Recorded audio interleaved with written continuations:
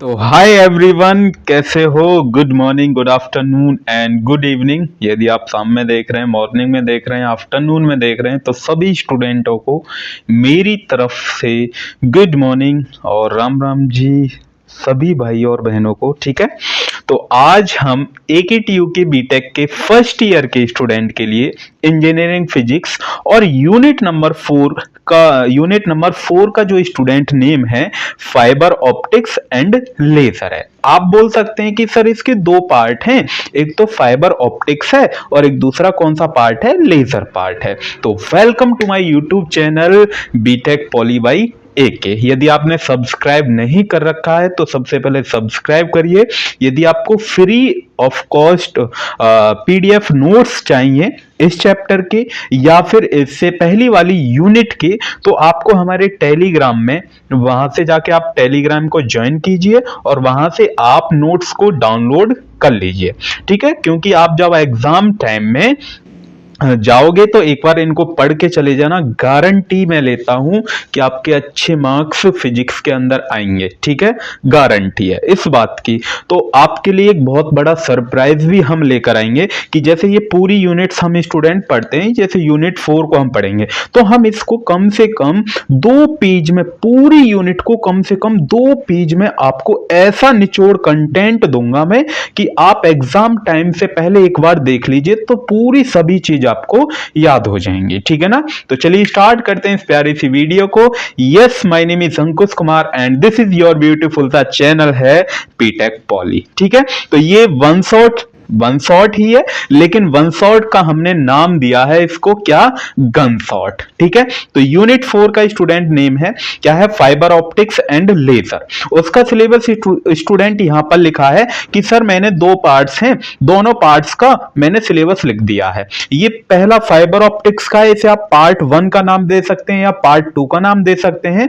और यहां पर मैंने लेजर का सिलेबस लिख रखा है कि लेजर में हमें पढ़ना क्या क्या है जो AKTU के सिलेबस में है। तो सबसे पहले हम लेजर में, जैसा आपने थंबनेल पर देखा होगा कि ये पार्ट 1 है और पार्ट 1 में हम जो पढ़ने वाले हैं स्टूडेंट, वो हम पढ़ने वाले हैं लेजर। ठीक है, लेजर के अंदर हम पढ़ने के क्या पढ़ेंगे? Absorption of radiation, it is important. Spontaneous और स्टिमुलेटेड इमिशन ऑफ रेडिएशन, उसके बाद population inversion, very very important. Einstein coefficient A and B, ठीक है, very very important. Principle of laser action, उसके बाद सॉलिड स्टेट लेजर पढ़ेंगे जिसके अंदर हम रूबी लेजर पढ़ेंगे, और एक गैस लेजर हम पढ़ते हैं जिसके अंदर हीलियम नियॉन लेजर होती है। ठीक है, और देन उसके बाद कुछ एप्लीकेशन पढ़ेंगे लेजर की कि बेसिकली जो आपके पास लेजर जो लाइट होती है वो कहां कहां यूज होती है। ठीक है, सभी ने लेजर लाइट आपने देख रखी होगी। तो चलिए करें स्टार्ट। ओके, रेडी है ना? ओके, तो सबसे पहले हम हाई जोश, एकदम कॉपी पेन निकाल लीजिए। हाई जोश के साथ हम सबसे पहले लेजर को पढ़ने वाले हैं। ठीक है, तो तेरे को क्या मांगता? सर मेरे को दुनिया नहीं मांगता, मेरे को बस अच्छे मार्क्स मांगता। ठीक है, रॉकी भाई का डायलॉग है ना, रॉकी भाई क्या मांगता? सर मुझे दुनिया मांगता, मुंबई का डॉन बनना है। बट आपको मुंबई का डॉन नहीं बनना है, बस किसका डॉन बनना? फिजिक्स का डॉन बनना। फिजिक्स में आपके अच्छे मार्क्स आने चाहिए।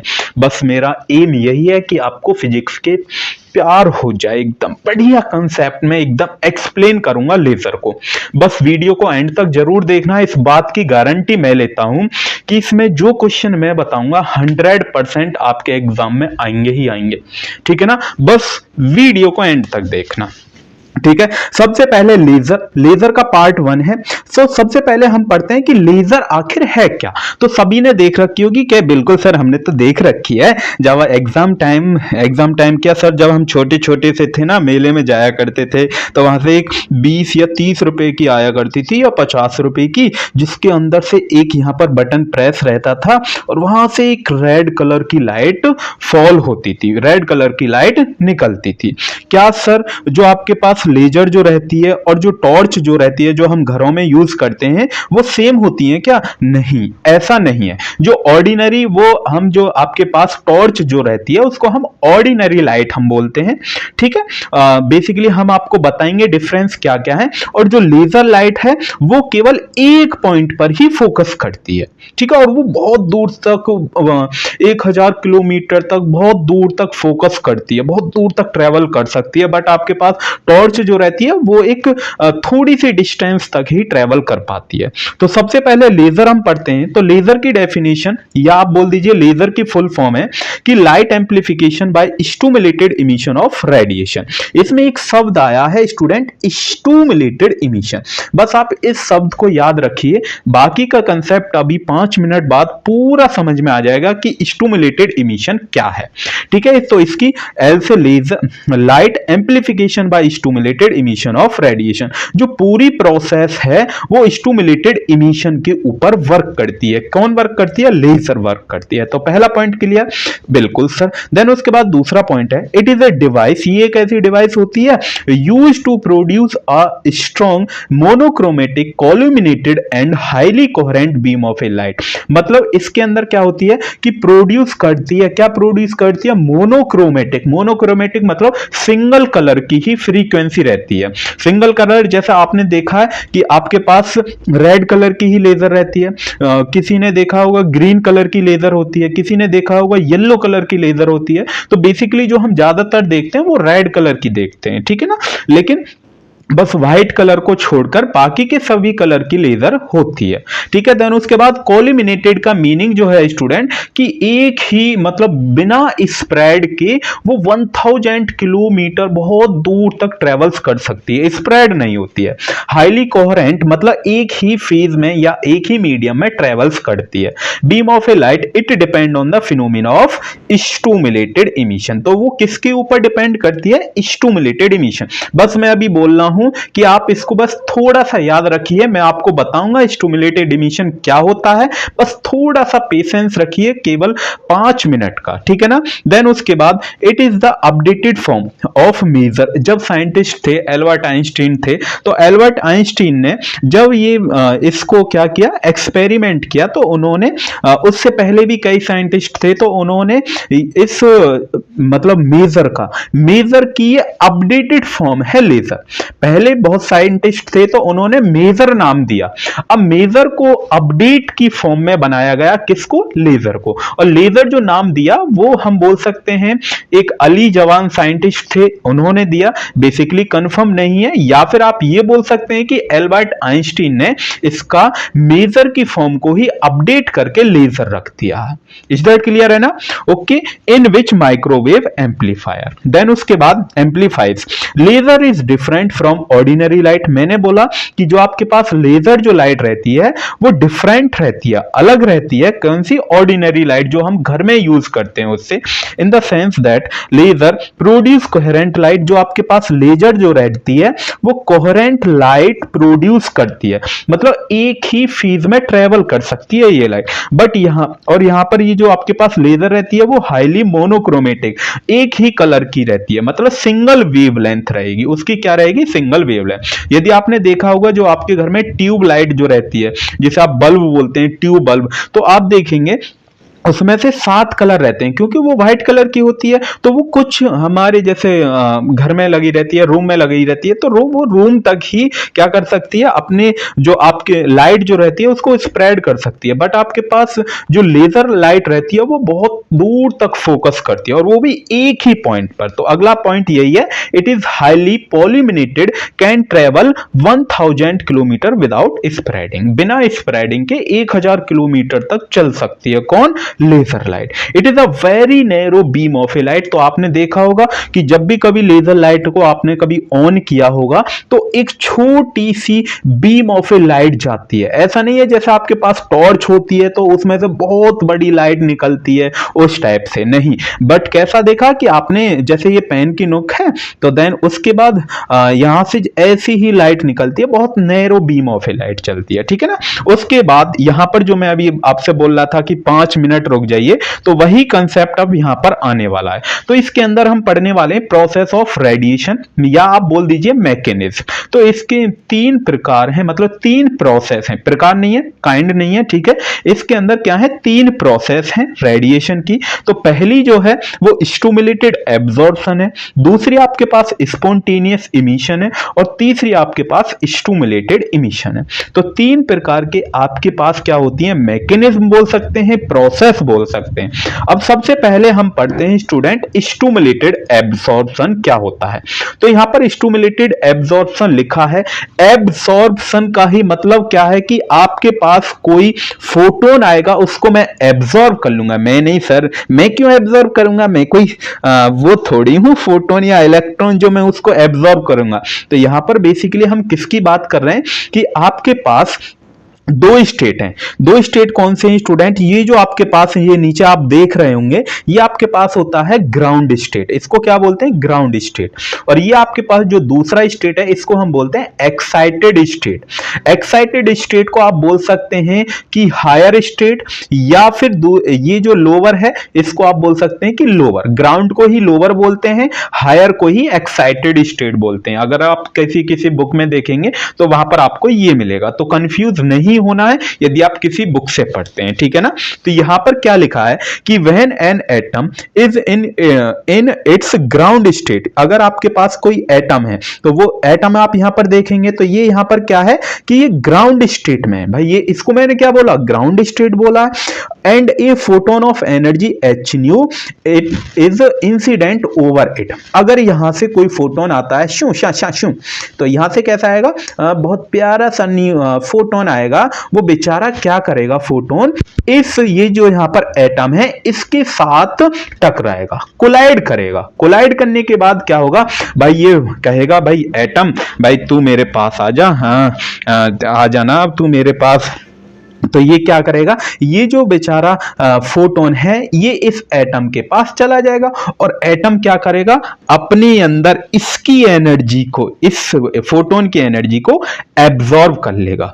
एब्जॉर्ब करते ही उस फोटोन के अंदर इतनी ताकत हो जाएगी, वो अपने घर में नहीं रुकेगा। वो ये कहेगा कि मैं भाई अपने घर में नहीं रुकूंगा, अब तो मैं दूसरे के घर को बर्बाद करूंगा। तो फिर वो दूसरे के घर में चला जाता है, और दूसरा घर कौन सा है इसका, एक्साइटेड स्टेट है। बात क्लियर है ना। तो वो अपने घर में ना रुके, कब नहीं रुकेगा भाई, अब आप एक बात बताइए, अगर आपके पास कोई दोस्त आता है आपका, क्या आप उसके दोस्त के पास ही रुकते हैं, कोई हमबार दोस्त होगा या कोई जो ज्यादातर घूमता होगा, तो वो अपने घर में रुकता नहीं है। वो कहां जाएगा कि भाई चल कहीं चलते हैं, दूसरे के घर में चलते हैं, या कहीं घूमने चलते हैं। तो ऐसे ही ये जो आपके पास फोटोन है, इस फोटोन ने ये एटम को, यहां पर जो एटम रखा है, इस फोटोन ने, एटम ने फोटोन को एब्जॉर्ब किया, और एब्जॉर्ब करने के बाद वो ग्राउंड स्टेट से पहुंच गया कहां पर, एक्साइटेड स्टेट पर।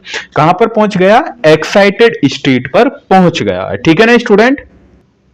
तो यहां तक समझ में आया कि यहां से क्या करेगा कि भाई ये जो एच न्यू फोटोन है, ये एटम इसको एब्जॉर्ब करेगा, और एब्जॉर्ब करने के बाद ये ग्राउंड स्टेट से वो कहां पर चले जाएगा, एक्साइटेड स्टेट में चले जाएगा। वही नेक्स्ट प्रोसेस में ये आफ्टर एब्जॉर्प्शन हो रहा है कि जो इलेक्ट्रॉन यहां पर था ग्राउंड स्टेट में, वो कहां पर पहुंच गया, एक्साइटेड स्टेट में पहुंच गया। और कैसे कि फोटोन को एब्जॉर्ब किया, तब जाके ये स्टूडेंट पहुंचा है। बात क्लियर। तो यहां पर यही पूरी प्रोसेस लिखी हुई है, क्या है कि when an atom is in it's ground state, जब कोई एटम किस में था, ग्राउंड स्टेट में था, ग्राउंड स्टेट में ही तो है, and a photon of energy H new is incident over it, और जो आपके पास फोटॉन्स जो है वो इससे क्या करता है, इससे इंसिडेंट करता है, इससे कोलाइड करता है।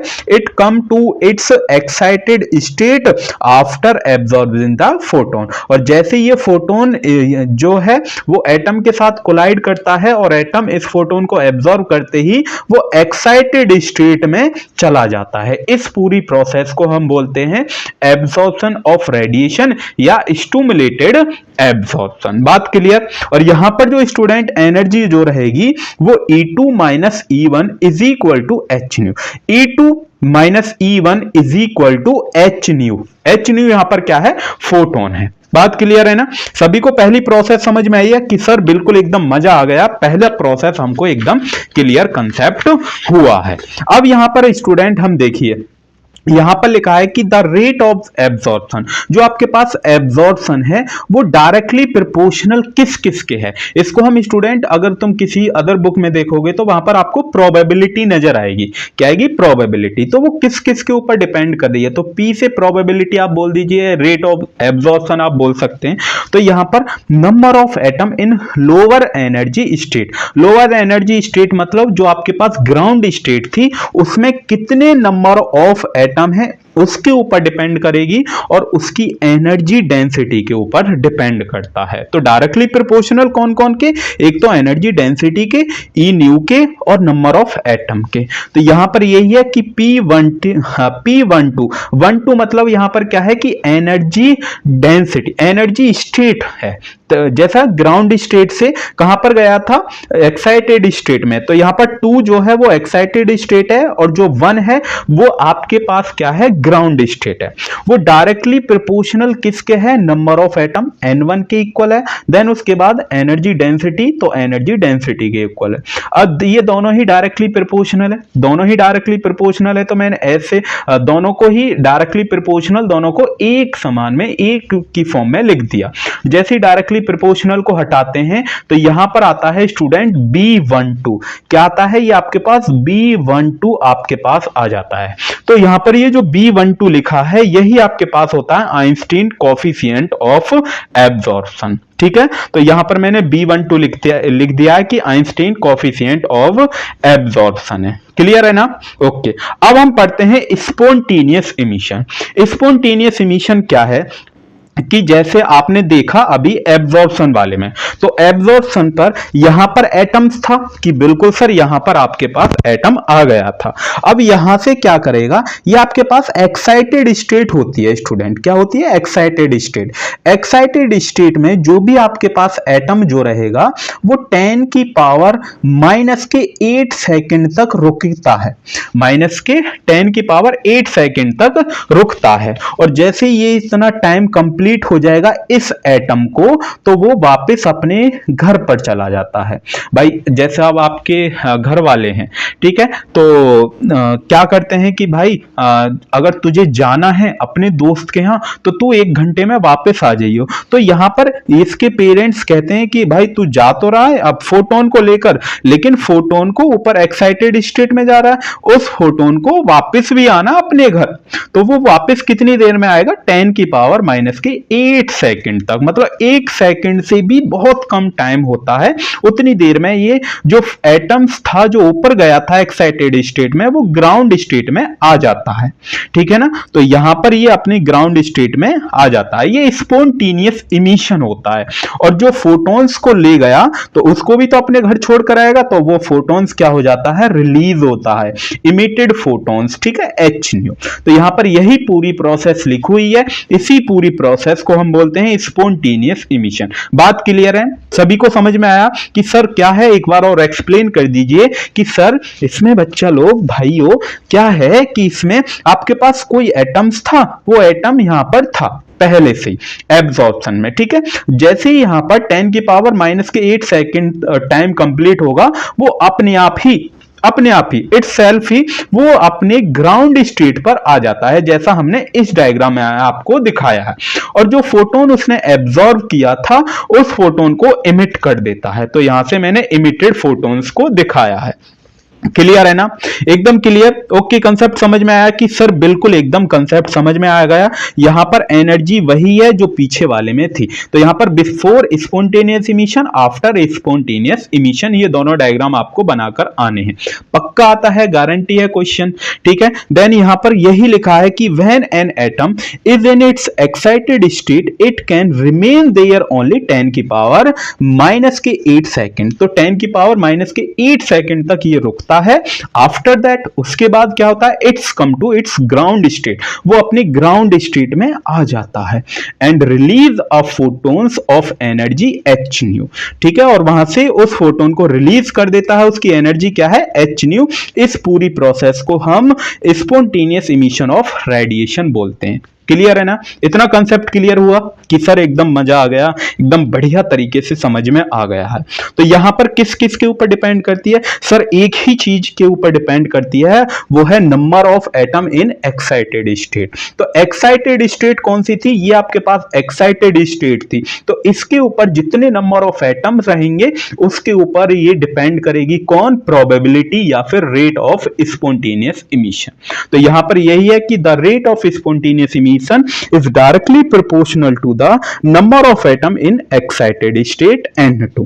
क्लियर है ना इतना, ओके। तो यहां पर यही लिख रखा है, N2 के ऊपर डिपेंड है। देन यहां पर जैसे डायरेक्टली प्रोपोर्शनल को हटाएंगे तो यहां पर आया है A21, यहां पर क्या आया है स्टूडेंट, A21। अब यहां पर सर ये 2112 क्या है कि यहां से इलेक्ट्रॉन कहां से आ रहा था कि सर दूसरी वाली स्टेट से आ रहा था। तो ये आपके पास दूसरी वाली स्टेट थी और ये कौन सी है, पहली वाली स्टेट। तो दूसरी से 1 में आ रहा था। तो यहां पर वही है कि दूसरी से 1 में आ रहा है। तो is equal to N2 A21, और A21 क्या है, Einstein coefficient of spontaneous emission है, ठीक है। ये जो प्रोसेस बेसिकली जो रहती है, स्पॉन्टेनियस जो इमिशन जो रहता है, बेसिकली ये जो आपके पास स्पॉन्टेनियस इमिशन है वो किस में रहता है, जो आपके पास ऑर्डिनरी लाइट जो रहती है, जैसे टॉर्च रही आपके पास, बल्ब रहता है एलईडी वाला, वो उसमें प्रोसेस होता है। तो यहां पर यही पॉइंट लिखा है कि ordinary light is obtain from spontaneous emission. तो इसमें कौन सा प्रोसेस या इसमें कौन सा इमिशन होता है,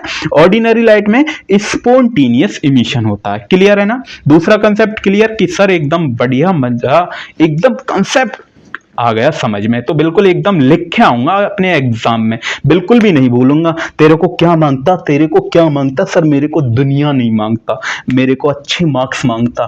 किसमें मांगता, इंजीनियरिंग फिजिक्स में।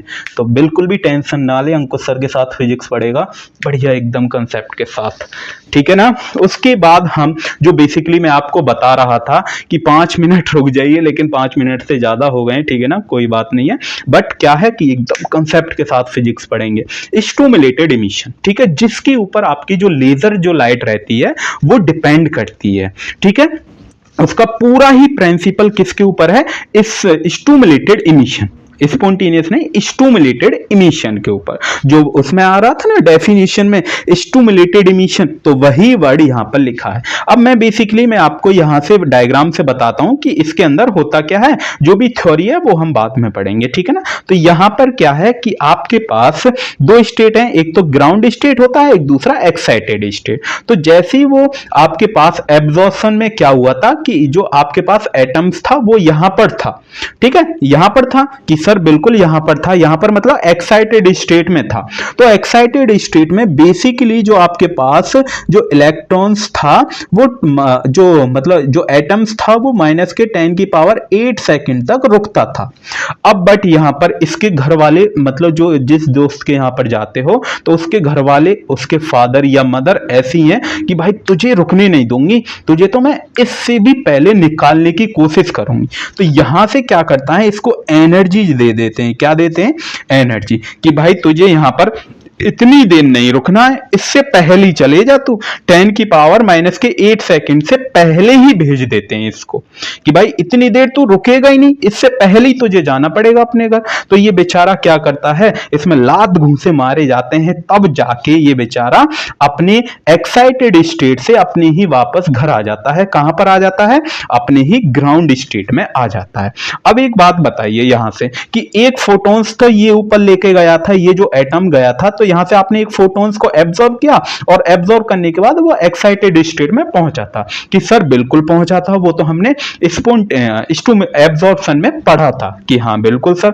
अब यहां से हम और एक फोटॉन्स दे रहे हैं, तो अब इसके पास कितने फोटोन हो गए सर? अब तो इसके पास 2 फोटोन हो गए। तो 2 फोटोन को भाई यहां पर एनर्जी दे रहे हैं, तो एनर्जी किसकी फॉर्म में दे रहे हैं? फोटोन की फॉर्म में आप एनर्जी दे रहे हैं। तो फोटोन की फॉर्म में जैसे आप एनर्जी देंगे तो इसके पास, इस एटम के पास 2 फोटोन हो जाएंगे और दोनों फोटोन्स कहां पर आ जाएंगे? नीचे आ जाएंगे।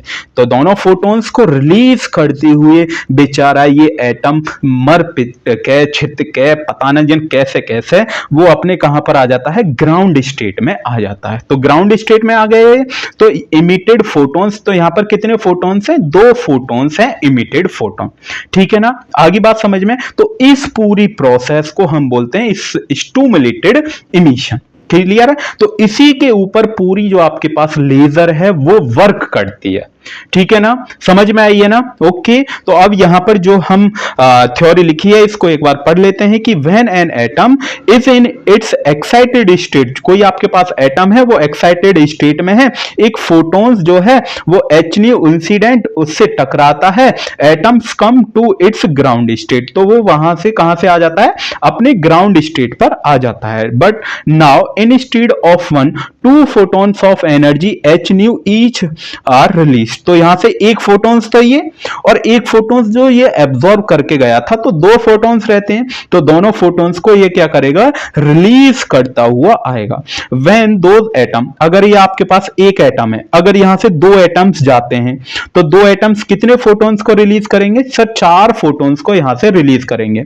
अगर 4 एटम जाते हैं तो तब कितने इनको करेंगे? कि सर 4 जाते हैं तो 8 को करेंगे। ठीक है, 4 जाते हैं तो 8 को करेंगे, तो दुगना करते हैं। तो बट यहां पर यही प्रोसेस, यही लिखा हुआ है कि when these 2 photons of energy H nu each are incident on another 2 excited state atom 4 photons of energy H nu are release, तो वो 4 जो फोटॉन्स हैं उनको रिलीज कर देता अगर 2 फोटॉन गए। ठीक है ना, ओके, समझ में आई है? ओके सर, इतना तो बढ़िया, एकदम मजा आ गया। देन उसके बाद यहां पर किस किस के ऊपर डिपेंड है? कि सर वही जो एक आपने देखा था एब्जॉर्प्शन वाले में, तो नंबर ऑफ एटम के ऊपर डिपेंड करता है एक्साइटेड स्टेट में। ठीक है, देन उसके बाद एनर्जी डेंसिटी के ऊपर डिपेंड करेगा। ठीक है, तो यहां पर प्रोबेबिलिटी या फिर रेट ऑफ स्टिमुलेटेड इमिशन, तो N2 के ऊपर डिपेंड करता है, मतलब एक्साइटेड स्टेट कौन सा है? N2 है, और एनर्जी डेंसिटी E न्यू है। ठीक है, तो इसके ऊपर दोनों को हमने कंबाइन कर दिया और जैसे डायरेक्टली प्रोपोर्शनल का हटाते हैं तो यहां पर क्या आता है स्टूडेंट? B21 आता है। क्या आता है? B21। ठीक है, जैसे ये B21 है, इस B21 का हमने नाम क्या दिया है? Einstein coefficient of stimulated emission. तो यही पूरी प्रोसेस क्या होती है कि laser light is obtain from stimulated emission. तो जो आपके पास लेजर जो लाइट रहती है वो कहां से मिलती है? स्टिमुलेटेड इमिशन से मिलती है। तो आप बता सकते हैं कि स्टिमुलेटेड एब्जॉर्प्शन, स्टिमुलेटेड इमिशन क्या होता है? ठीक है, क्लियर है ना? तीनों concept clear? Very very important है, आपके एग्जाम में 100% आएंगे ही आएंगे। ठीक है ना, उसके बाद हम पढ़ते हैं डिफरेंस बिटवीन स्पॉन्टेनियस इमिशन और स्टिमुलेटेड इमिशन। तो ये डिफरेंस आप अपनी तरफ से भी लिख सकते हैं, बट मैंने यहां पर लिखे हैं तो आपको कंफ्यूजन नहीं होनी चाहिए, बिल्कुल एकदम क्लियर कंसेप्ट होनी चाहिए। जो अभी आपने देखा स्पॉन्टेनियस इमिशन में, जो स्पॉन्टेनियस इमिशन थी वो ऑर्डिनरी लाइट के लिए थी, तो ordinary light is obtained from spontaneous emission। Then उसके बाद स्टिमुलेटेड इमिशन में क्या मिल रहा था? लेजर लाइट मिल रही थी। ठीक है, स्पॉन्टेनियस स्टिमुलेटेड इमिशन से। देन उसके बाद emitted photon can move in any direction. यहां पर क्या था? जो आपके पास स्पॉन्टेनियस इमिशन था वहां से जो कोई फोटोन्स रिलीज हो रहा था ना, वो कहीं पर भी जा सकता है। ठीक है, उसकी कोई डायरेक्शन नहीं है। बट यहां पर स्टिमुलेटेड इमिशन में केवल एक ही डायरेक्शन में जा सकते हैं वो फोटॉन्स। ऐसा नहीं है कि भाई तू अपने घर चला जा, मैं अपने घर चला जाता हूं, नहीं, एक साथ ही कहीं अगर जाएंगे तो वो सारे दोस्त एक साथ ही जाएंगे। ठीक है ना, आगे ना दूसरा कंसेप्ट क्लियर, दूसरा पॉइंट क्लियर कि सर दूसरा भी पॉइंट क्लियर है। देन उसके बाद तीसरा पॉइंट है यहाँ पर emitted radiation are not coherent. तो यहाँ पर जो आपके पास रेडिएशन जो रहता है, इमिटेड रेडिएशन कोहेरेंट नहीं होता, यहाँ पर कोहेरेंट होता है। कोहेरेंट मतलब एक ही फेज में चलती है, ठीक है, एक ही फेज में। देन उसके बाद यहाँ पर क्या है कि emitted photons from various atom, यहां पर जो आपके पास इमिटेड जो फोटॉन्स था, जो इमिट हो रहा था, रिलीज हो रहा था from various atom have no phase, वहां पर कोई भी फेज नहीं था बिटवीन देम, यहां पर एक ही फेज में सेम फ्रीक्वेंसी, उनकी जो आपके पास वेवलेंथ है या फ्रीक्वेंसी है वो क्या है, सेम है, और वो एक ही सेम फेज में चल रहे थे, ठीक है, इंसिडेंट फोटोन। और यहां पर किस किस के ऊपर वो डिपेंड रहता है, वो हमने लिख रखा है कि number of atom in the excited state. तो यहां पर और क्या आ जाता है, इसके ऊपर एक्साइटेड स्टेट के ऊपर तो डिपेंड करता ही है, बट यहां पर एनर्जी डेंसिटी के ऊपर भी डिपेंड करता है। तो यहां तक क्लियर है, सभी को क्लियर है।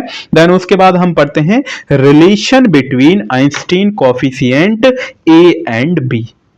तो relation between Einstein coefficient A and B, A और बी में हम रिलेशन पढ़ने जा रहे हैं। तो ए और बी जैसा अभी आपने देखा था कि वहां पर आइंस्टीन कोएफिशिएंट आ रहे थे, जो हमने अभी ये तीनों प्रोसेस पढ़ी हैं उनके अंदर। तो यहां पर यही लिखा है कि n1 और n2 यहां पर number of atom at any instant in lower energy. अगर यहां पर जो n1 है वो किसके लिए है, लोअर एनर्जी, मतलब जो आपके पास लोअर एनर्जी स्टेट था कौन सा, ग्राउंड स्टेट। और यहां पर जो आपके पास n2 है वो आपके पास हायर एनर्जी स्टेट 2 है, जिसे आप एक्साइटेड स्टेट, या मैं जिसे एक्साइटेड स्टेट का नाम दे रहा था, ठीक है ना। तो यहां पर ये पहला पॉइंट यही लिखा है।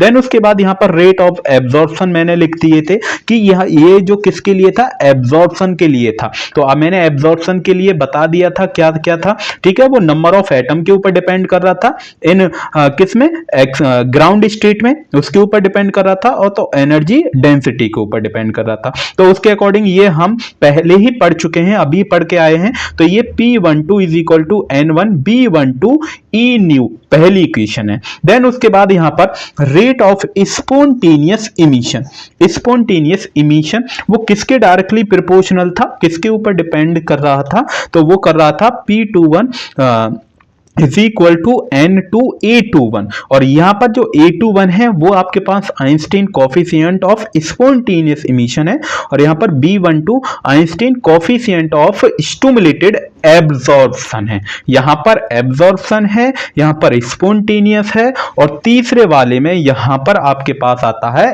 Stimulated emission. यहां पर क्या आता है, स्टिमुलेटेड इमिशन, जिसके ऊपर आपकी लेजर लाइट पूरी वर्क करती है, ठीक है ना। देन यहां पर किस के ऊपर डिपेंड है, number of atom in excited state, मतलब N2 के ऊपर। देन यहां पर क्या है, तो यहां तक समझ में आया आपको, क्या है कि यहां पर एनर्जी डेंसिटी है, ठीक है। तो ये हम पहले ही जब हमने आपको स्टिमुलेटेड इमिशन पढ़ाया था तब हमने आपको ये बता दिया था, ठीक है ना। तो ये आपने पहले भी अभी भी देखा होगा कि कैसे कहां से आता है, तो सब कुछ मैंने पढ़ा हुआ है। देन ये आपके पास इक्वेशन नंबर कौन सी आ जाती है, 3। यहां पर ये जो B21 है, ये B21 क्या आपके पास Einstein coefficient of stimulated emission है, क्लियर है ना, ओके। देन उसके बाद अंडर थर्मल इक्विलिब्रियम, इक्विलिब्रियम के अकॉर्डिंग हम यहां पर क्या करते हैं, ये आपके पास कौन सी प्रोसेस, कौन सा इमिशन था कि सर ये तो आपके पास P12 जो था वो आपके पास स्टिमुलेटेड एब्जॉर्प्शन था, और यहां पर स्पॉन्टेनियस और प्लस यहां पर स्टिमुलेटेड इमिशन दोनों को हमने यहां पर क्या कर दिया, ऐड कर दिया है, ठीक है, दोनों को यहां पर हमने क्या कर दिया, ऐड किया है। देन उसके बाद P21, जो P21 था उसकी जो भी वैल्यूज थी इक्वेशन नंबर 1 के अकॉर्डिंग वो हमने यहां पर पुट की। उसके बाद P21 डैश की वैल्यू जो भी थी वो हमने यहां पर पुट की है। देन उसके बाद P21 की जो भी वैल्यू थी वो हमने यहां पर रख दी है, ठीक है। देन उसके बाद ये जो आपके पास N2 B21 और E न्यू जो है उसको हम इधर ले आए हैं, क्योंकि ये दोनों को हमने एक तरफ कर लिया, क्योंकि E न्यू यहां पर भी है और E न्यू यहां पर भी है, तो इसलिए क्योंकि यहां से हम कॉमन ले सकें, तो अगले स्टेप में हमने यहां पर कॉमन लिया। उसके बाद E न्यू को हमने एक तरफ रखा, बाकी की ये जो टर्म है पूरी वाली नेगेटिव में जो है वो हम इसके डिनोमिनेटर में ले गए हैं। किसके डिनोमिनेटर में? इसके डिनोमिनेटर में ले गए N2 A21 के में। देन उसके बाद यहां पर हम क्या करते हैं, B21 जो है ये आपके पास कौन सा B21, यहां पर ये आप देखेंगे B21 है, इसको हमने कॉमन लिया है। जैसे यहां से कॉमन लेंगे तो N2 से N2 ये कैंसिल आउट, यहां से N2 और B21 इस पूरी टर्म को कॉमन लिया है। जैसे कॉमन लेंगे तो N2 से ये N2 क्या हो जाएगा आपके पास, कैंसिल आउट हो जाएगा। बचा यहां पर क्या, जहां पर B12 है B12 उसके नीचे B21 आ जाएगा और N1 अपॉन N2 माइनस के 1 आ जाएगा, क्योंकि ये तो पूरी टर्म हमने कॉमन ली है। देन ये आपके पास आ गया। इतना क्लियर है सभी को कि हाँ सर इतना तो क्लियर है। देन उसके बाद यहां पर हमने जो कैंसिल आउट करने के बाद जो भी टर्म बची थी वो हमने यहां पर ली है और लिख दी। देन उसके बाद इस इक्वेशन को हमने 4 का नाम दे दिया। ठीक है। उसके बाद यहां पर according to Boltzmann distribution law, यहां पर डिस्ट्रीब्यूशन लॉ, यदि आपको, अगर आपने हमारी यूनिट 1 की 1 शॉर्ट वीडियो देख रखी होगी तो वहां से ये कंसेप्ट आता है। ठीक है। देन उसके बाद E2 माइनस E1 की जगह आप क्या रख सकते हैं, H न्यू वैल्यू पुट कर सकते हैं। तो ये यहां पर हमने H न्यू की वैल्यू क्या कर दी है, पुट कर दी। तो इस इक्वेशन को हमने किसका नाम दे दिया, 5 का नाम। अब यहां पर हम ये जो आपके पास 5 है इसको हम 4 वाली इक्वेशन में यूज कर रहे हैं। और 4 वाली इक्वेशन कौन सी है, ये जो ऊपर वाली है, यहां पर इसका यूज कर रहे हैं। कहां, जहां पर N1 अपॉन N2 है उसकी जगह मैं क्या रख रहा हूं, e की power h new upon kt की वैल्यू क्या कर रहा हूं, मैं पुट कर रहा हूं। ठीक है। तो यहां पर मैंने अगले स्टेप में स्टूडेंट वही पुट किया है। देन यहां पर हम according to Planck radiation law, तो ये रेडिएशन लॉ हम यूनिट 1 में क्वांटम मैकेनिक्स में पढ़ते हैं, तो वहां से ये फॉर्मूला आपको याद हो तो अब वहां पर ये फॉर्मूला हम पढ़ते हैं। तो इन दोनों में हम क्या करते हैं, इक्वेशन नंबर 6 जो आपके पास ये जो इक्वेशन है और ये जो आपके पास इक्वेशन नंबर 7 है, दोनों को हम कंपैरिजन करते हैं। जैसे हम कंपैरिजन करेंगे तो यहां से जो आपके पास A21 अपॉन B21 जो है, A21 upon A21 upon B21 लिख लिया, तो वो किसकी इक्वल है, क्योंकि देखो ये तो भाई e की power h new upon kt minus 1, e की power h new upon kt minus 1, तो ये यहां किसकी इक्वल आएगी, इसकी इक्वल आएगी। तो ये यहां पर हमने किसके इक्वल लिख दिया, इसके इक्वल लिख दिया। और यहां पर B12 upon B21 is equal to किसके आएगा, 1 की इक्वल आएगा। तो ये किसने, हमने 1 की इक्वल लिख दिया। तो हम कह सकते हैं यहां पर B12 जो था वो किसके इक्वल है, B21 के इक्वल है। क्लियर है ना। तो यही आपके पास होता है Einstein coefficient of coefficient A and B। Is that clear? Okay, यहां तक किसी को कोई प्रॉब्लम नहीं सर, कोई भी हमें प्रॉब्लम नहीं है। उसके बाद यहां पर हम कुछ कंपोनेंट पढ़ते हैं लेजर के। सबसे पहला कंपोनेंट हम पढ़ते हैं पॉपुलेशन इन्वर्जन। पॉपुलेशन इन्वर्जन क्या होता है कि आपके पास यहां पर आप देखेंगे कि आपके पास 2 स्टेट हैं, एक तो ग्राउंड स्टेट, एक एक्साइटेड स्टेट है।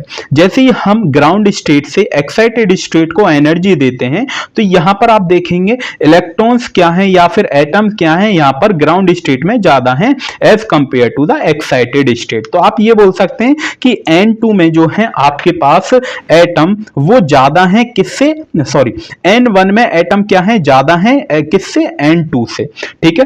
जैसे ही हम इसको एनर्जी देंगे, नीचे से हमने एनर्जी दी और एनर्जी देने के बाद हम करेंगे क्या कि यहां पर जो भी आपके पास ग्राउंड स्टेट में जो भी एटम है वो कहां पर चले जाएंगे, एक्साइटेड स्टेट में, मतलब N2 के प्लेस पर N2 की जगह आ जाएंगे। जैसे ही N2 की जगह आ गए तो ये आपके पास एटम आ गए हैं। ठीक है। तो इसी पूरी प्रोसेस को अब यहां पर क्या हुआ कि सर N2 में ज्यादा एटम हो गए एज कंपेयर टू N1, तो इस पूरी प्रोसेस को ही हम बोलते हैं पॉपुलेशन इन्वर्जन। तो यहां पर यही लिखा है कि the phenomena in which the number of atom in the higher energy state मतलब excited state comparatively greater than the number of atom in the lower energy. तो आप देखेंगे इसमें 3 एटम है और यहां पर कितने हैं, 5 एटम है। तो इस वजह से यहां पर N2 में ज्यादा है, N1 में क्या है, कम है। तो यहां पर हमें क्या मिल जाता है, पॉपुलेशन इन्वर्जन अचीव हो जाता है।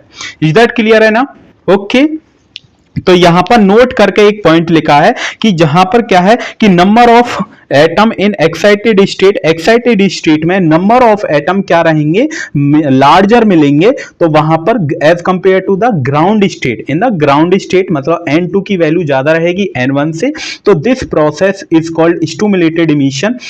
उस प्रोसेस को हम क्या बोल देंगे, स्टिमुलेटेड इमिशन। जब स्टिमुलेटेड इमिशन जब होगा तो वहां पर हमें क्या मिलेगा, लेजर एक्शन मिलेगा, लेजर आपको लाइट मिलेगी। जहां पर पॉपुलेशन इन्वर्जन होगा वहां पर आपको लेजर लाइट मिलती है। क्लियर है ना? Is that clear? उसके बाद नेक्स्ट जो है स्टेट वो आपके पास आती है मेटा स्टेबल स्टेट। अब मेटा स्टेबल स्टेट क्या होती है कि सर ये तो हमने पढ़ी नहीं है, तो हम किस लिए, हम आपको पढ़ाने के लिए ही तो हैं भाई। तेरे को क्या मांगता, अपना एम भूलना नहीं है। तेरे को क्या मांगता सर, मेरे को ना अच्छे मार्क्स मांगता। किस में मांगता सर, इंजीनियरिंग फिजिक्स में मांगता, मैथ में मांगता, जो भी सब्जेक्ट मैं आपसे पढ़ूंगा उसमें मेरे को अच्छे मार्क्स मांगता। तो अच्छे मार्क्स आपके आएंगे, अंकुश सर के साथ पढ़ेंगे, ठीक है, एकदम फुल कंसेप्ट के साथ, ठीक है ना?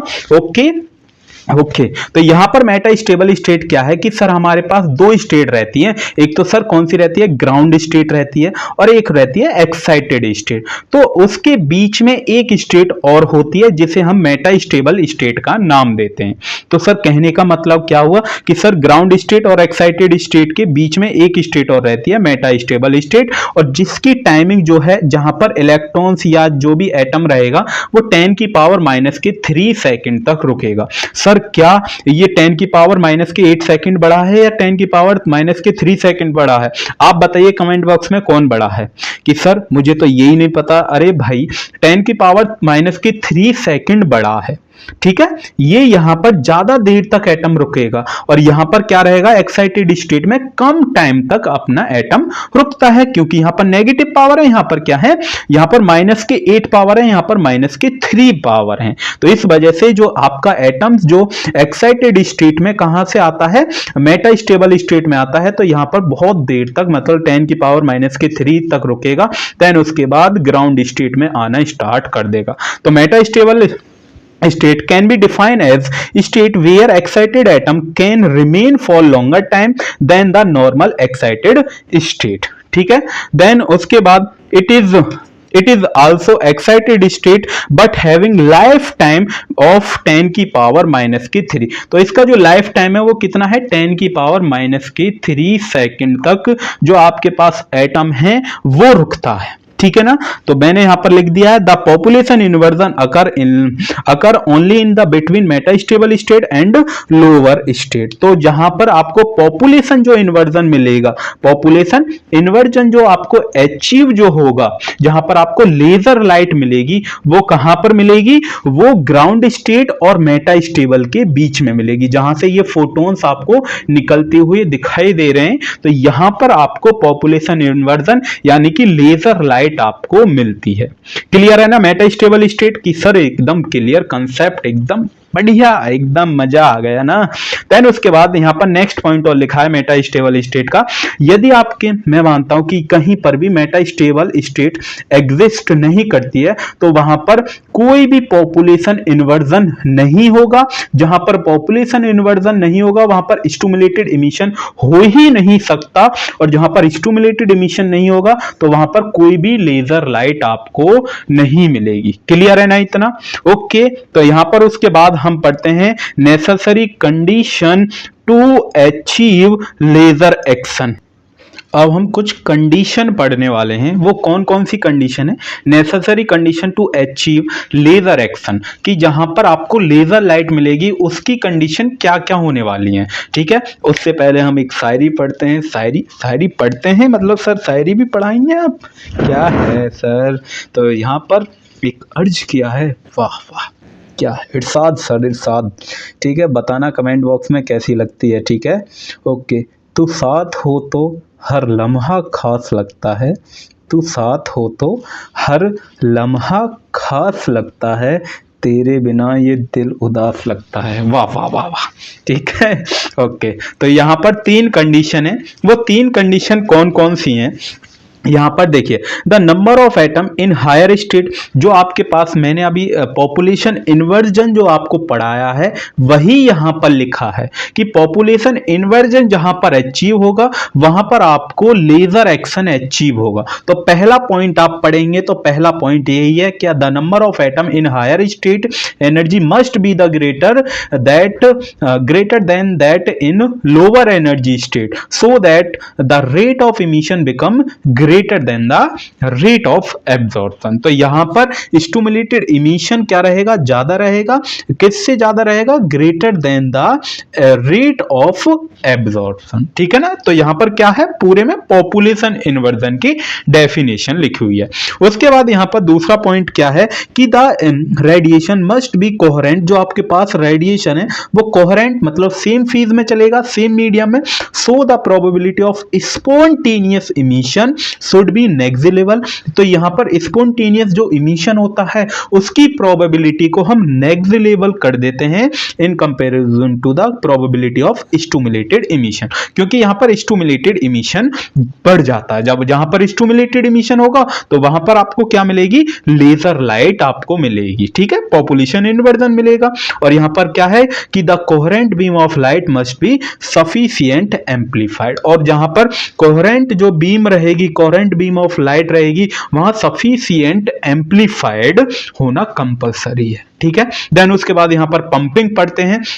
पंपिंग की डेफिनेशन क्या है? पंपिंग यही है कि the process of achieving population inversion, जहां पर पॉपुलेशन इन्वर्जन अचीव होगा उस पूरी प्रोसेस को हम क्या बोलते हैं? पंपिंग बोलते हैं। दूसरी डेफिनेशन यहां पर और करके लिखी है, the process by which can raise the number of atom from the lower energy state to the higher energy state. तो हायर एनर्जी स्टेट में नंबर ऑफ एटम ज्यादा रहेंगे, किससे ज्यादा रहेंगे? लोअर एनर्जी स्टेट से। तो वहां पर आपको क्या मिलता है? पॉपुलेशन इन्वर्जन मिलता है। उस पूरी प्रोसेस को ही हम क्या बोलते हैं? पंपिंग बोलते हैं। तो यहां पर मैंने डायरेक्ट लिखा है कि अचीविंग पॉपुलेशन इन्वर्जन, इसमें मैंने डेफिनेशन को इंक्लूड किया हुआ है। ठीक है, दोनों में से आप कोई सी भी लिख आइए, कोई गलत नहीं करेगा। ठीक है ना? ओके, दोनों ही डेफिनेशन आसान है। देन उसके बाद यहां पर कुछ यहां पर क्या है? पंपिंग के टाइप हैं कि आपको पंपिंग कहां कहां पर मिलती है। देखिए, अगर आप रूबी लेजर, अभी हम नेक्स्ट पढ़ेंगे रूबी लेजर क्या होती है। अगर कहीं पर भी आप रूबी लेजर पढ़ेंगे तो वहां पर ऑप्टिकल पंपिंग यूज होगी। कौन सी पंपिंग? Optical pumping. याद रख लीजिए, ऑप्टिकल पंपिंग यूज होती है। दूसरी में अगर आप हीलियम नियॉन लेजर पढ़ेंगे, अभी हम दोनों ही लेजर पढ़ेंगे, ठीक है, आपके सिलेबस में, तो वहां पर इलेक्ट्रिकल डिस्चार्ज पंपिंग हम पढ़ते हैं। कौन सी? Electrical discharge pumping.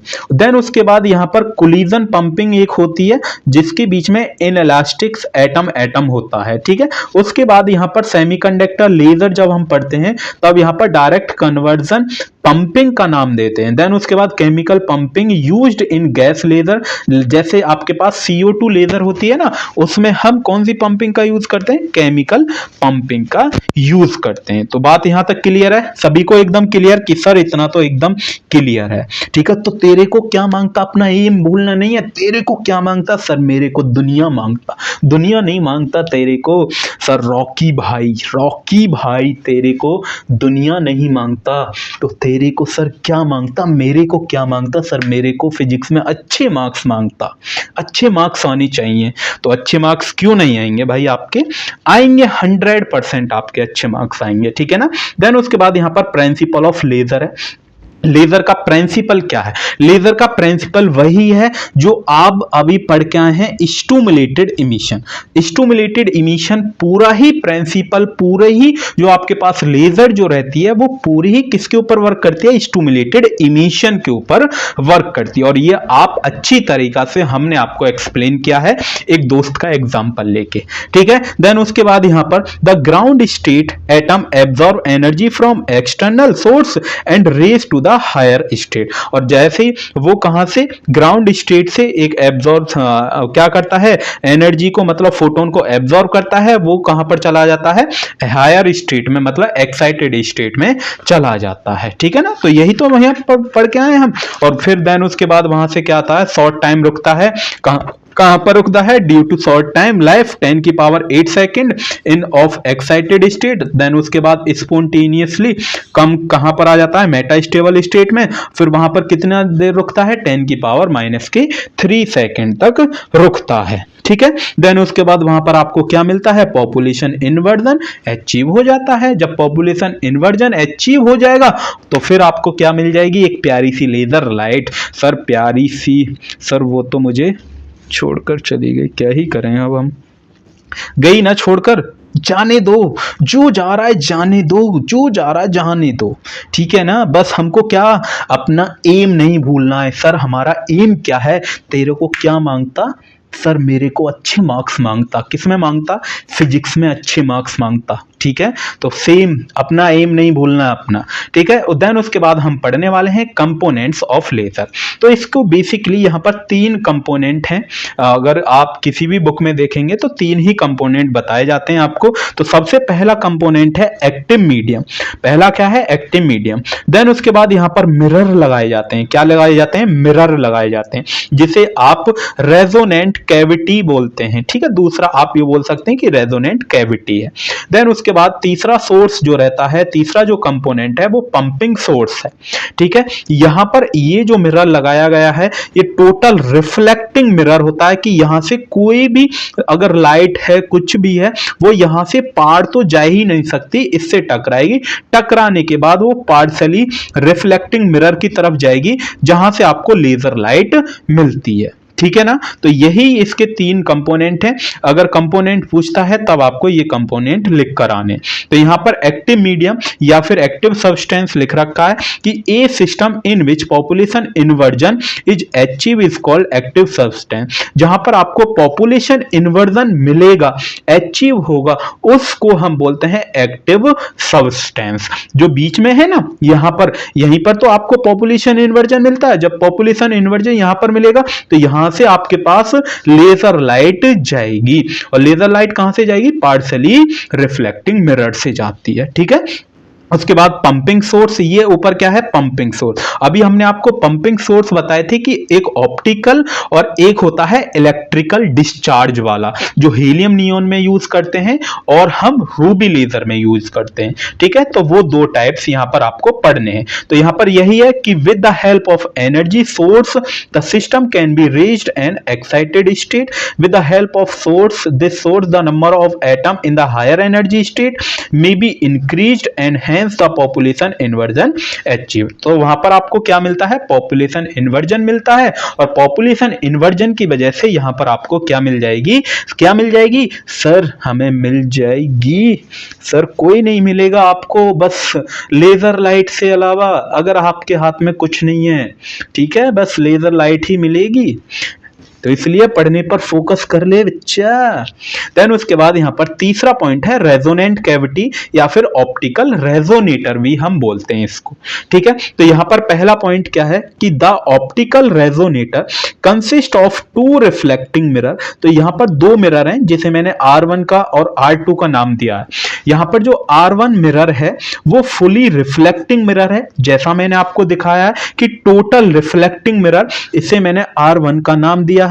और ये आपके पास R2 मिरर हो जाता है। ये यहां पर पार्शियली रिफ्लेक्टिंग है जहां से आपको लेजर लाइट मिलती है। तो यही यहां पर लिख रखा है, जो आपके पास R2 मिरर है वो पार्शियली रिफ्लेक्टिंग है। ठीक है ना, उसके बाद active medium is placed between R1 और R2।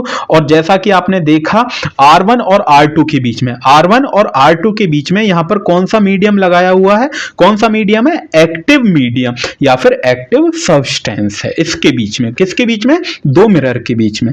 देन उसके बाद these mirror act as an optical resonator. यहां पर ये जो दोनों मिरर लगाए गए हैं, ये दोनों मिरर हैं, ये जो दोनों मिरर किसकी तरह एक्ट करते हैं, ये रेजोनेंट कैविटी की तरह एक्ट करते हैं या फिर ऑप्टिकल रेजोनेटर की तरह एक्ट करते हैं, वर्क करते हैं। क्लियर है ना? तीनों ही कंसेप्ट क्लियर, तीनों ही कंपोनेंट क्लियर है? ओके सर, इतने तो कंपोनेंट क्लियर है। अब उसके बाद हम यहाँ पर वेरियस लेवल पढ़ने जा रहे हैं। वेरियस लेवल सर कहने का क्या मतलब है कि यहाँ पर आपको वेरियस लेवल पढ़ने हैं लेजर के। तो यहाँ पर हम सबसे पहला जो लेजर का जो पढ़ते हैं level, three level pumping scheme भी बोल सकते हैं या फिर थ्री लेवल इस लेजर भी बोल सकते हैं। ठीक है, अगर पंपिंग स्कीम के नाम पे आता है तब भी थ्री लेवल वाला लिख के आना, फोर लेवल वाला लिख के आना, अभी हम इससे पढ़ेंगे ना देन उसके बाद। ठीक है, और यहाँ पर अगर ये आता है कि थ्री लेवल लेजर तब भी आपको यही लिख के आना है। ठीक है ना? ओके, तो three level sir, three level से तो हमारी कुछ समझ में आ रहा है, बट यहाँ पर मैं सबसे पहले आपको डायग्राम दिखाना चाहूंगा। दिखाने से पहले देन उसको फिर समझाऊंगा और जो थ्योरी लिखी है फिर इसको एक बार हम पढ़ेंगे तो वहां से सब कुछ क्लियर हो जाएगा। वेरी वेरी इंपॉर्टेंट है, एग्जाम में आया हुआ है। ठीक है, ये क्वेश्चन। तो यहां पर क्या होता है कि आपके पास एक ग्राउंड स्टेट होता है कि सर अभी हम पीछे पढ़ के आए, एक ग्राउंड स्टेट होता है, एक एक्साइटेड स्टेट होता है। एक्साइटेड स्टेट के बीच में एक और स्टेट होता है मेटा स्टेबल स्टेट। क्या सर इसी को हम थ्री लेवल लेजर बोलते हैं? बिल्कुल बच्चा, इसी को ही, बिल्कुल मेरे प्यारे भाई, इसी को ही क्या बोलते हैं? थ्री लेवल लेजर बोलते हैं या थ्री लेवल पंपिंग स्कीम बोलते हैं। ठीक है, क्या होता है इसमें कि आपके पास ग्राउंड स्टेट होती है। ग्राउंड स्टेट में बहुत सारे एटम्स हैं, वो बहुत सारे एटम्स क्या करेंगे, बहुत सारे फोटॉन्स आएंगे, उनको फोटॉन्स को एब्जॉर्ब करके वो एक्साइटेड स्टेट में चला जाता है। एक्साइटेड स्टेट में 10⁻⁸ सेकंड तक रुकता है। देन उसके बाद वहां से अपने आप ही स्पॉन्टेनियस इमिशन होती है। उसके बाद यहां पर क्या आ जाएगा? Rapid delay, rapid decay. Rapid decay का मतलब कि ऑटोमेटिकली ही वो मेटा स्टेबल स्टेट में आ जाते हैं। और मेटा स्टेबल स्टेट में कितने रुकेंगे? 10⁻³ सेकंड तक रुकेंगे। देन उसके बाद यहां से अपने आप ही स्पॉन्टेनियस ही, तो यहां से आपको क्या होते जाएंगे, जो आपके पास एटम है वो नीचे आते जाएंगे, अपनी ग्राउंड स्टेट में आते जाएंगे। और जो फोटॉन्स जो लिए गए हैं, जो भाई फोटॉन्स एब्जॉर्ब किए, एब्जॉर्ब करने के बाद एक्साइटेड स्टेट में गए, तो एक्साइटेड स्टेट में से वो मेटा स्टेबल स्टेट में आएंगे। मेटा स्टेबल से किस में आएंगे? ग्राउंड स्टेट में। जब ग्राउंड स्टेट में आएंगे तो वो फोटॉन्स को क्या करते हुए आएंगे?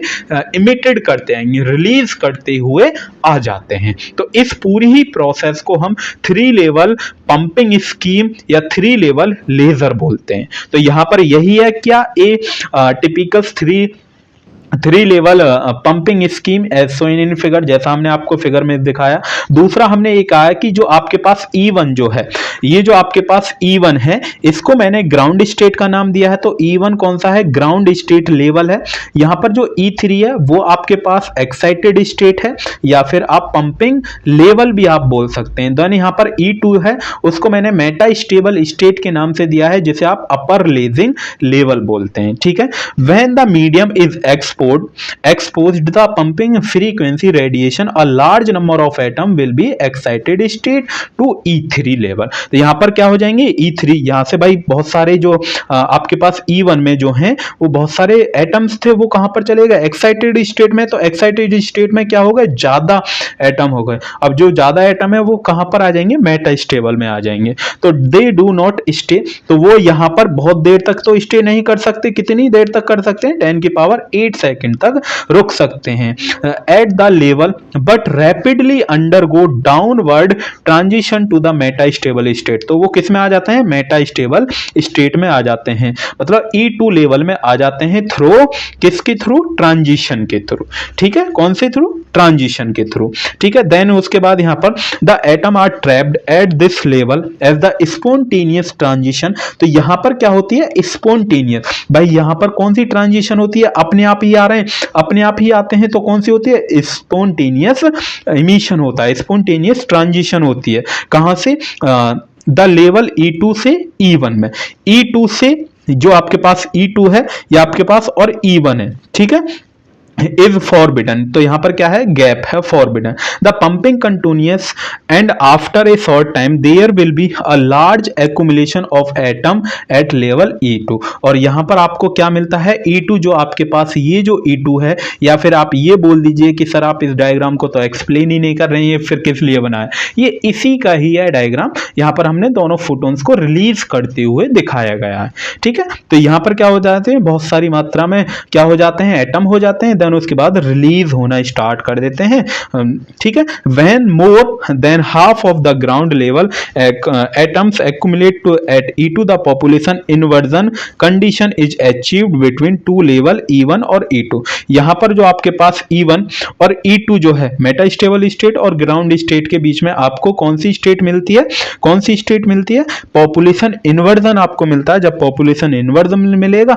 तो यहां से आपको लेजर लाइट मिलती है। तो now a photon can trigger stimulated emission. तो यहां पर आपको कौन सी इमिशन मिलता है, स्टिमुलेटेड इमिशन। जहां पर आपको पॉपुलेशन इन्वर्जन मिलता है वहां पर स्टिमुलेटेड इमिशन आपको मिलता ही मिलता है। इतना क्लियर है कि हाँ सर, इतना तो क्लियर। उसके बाद यहां पर इसका एग्जाम्पल क्या है, एग्जाम्पल इसका 3 लेवल का है, रूबी लेजर। इसका डिसएडवांटेज क्या है, इसका डिसएडवांटेज बेसिकली क्या है, difficult to produce population inversion because it require very high pumping power. तो यहां पर बहुत ज्यादा पावर आपको लगानी पड़ती है, बहुत ज्यादा ताकत लगानी पड़ेगी, तब जाके यहां पर आपको पॉपुलेशन इन्वर्जन मिलेगा। तो यहां पर इस वजह से ये इसका क्या हो जाता है, डिसएडवांटेज। अब हम पढ़ते हैं इसके बाद 4 लेवल लेजर या 4 लेवल पंपिंग स्कीम, ठीक है। तो ये दूसरा टाइप्स है इसी का, ठीक है। 2 ही आपके सिलेबस में है, 2 ही आपको पढ़नी है।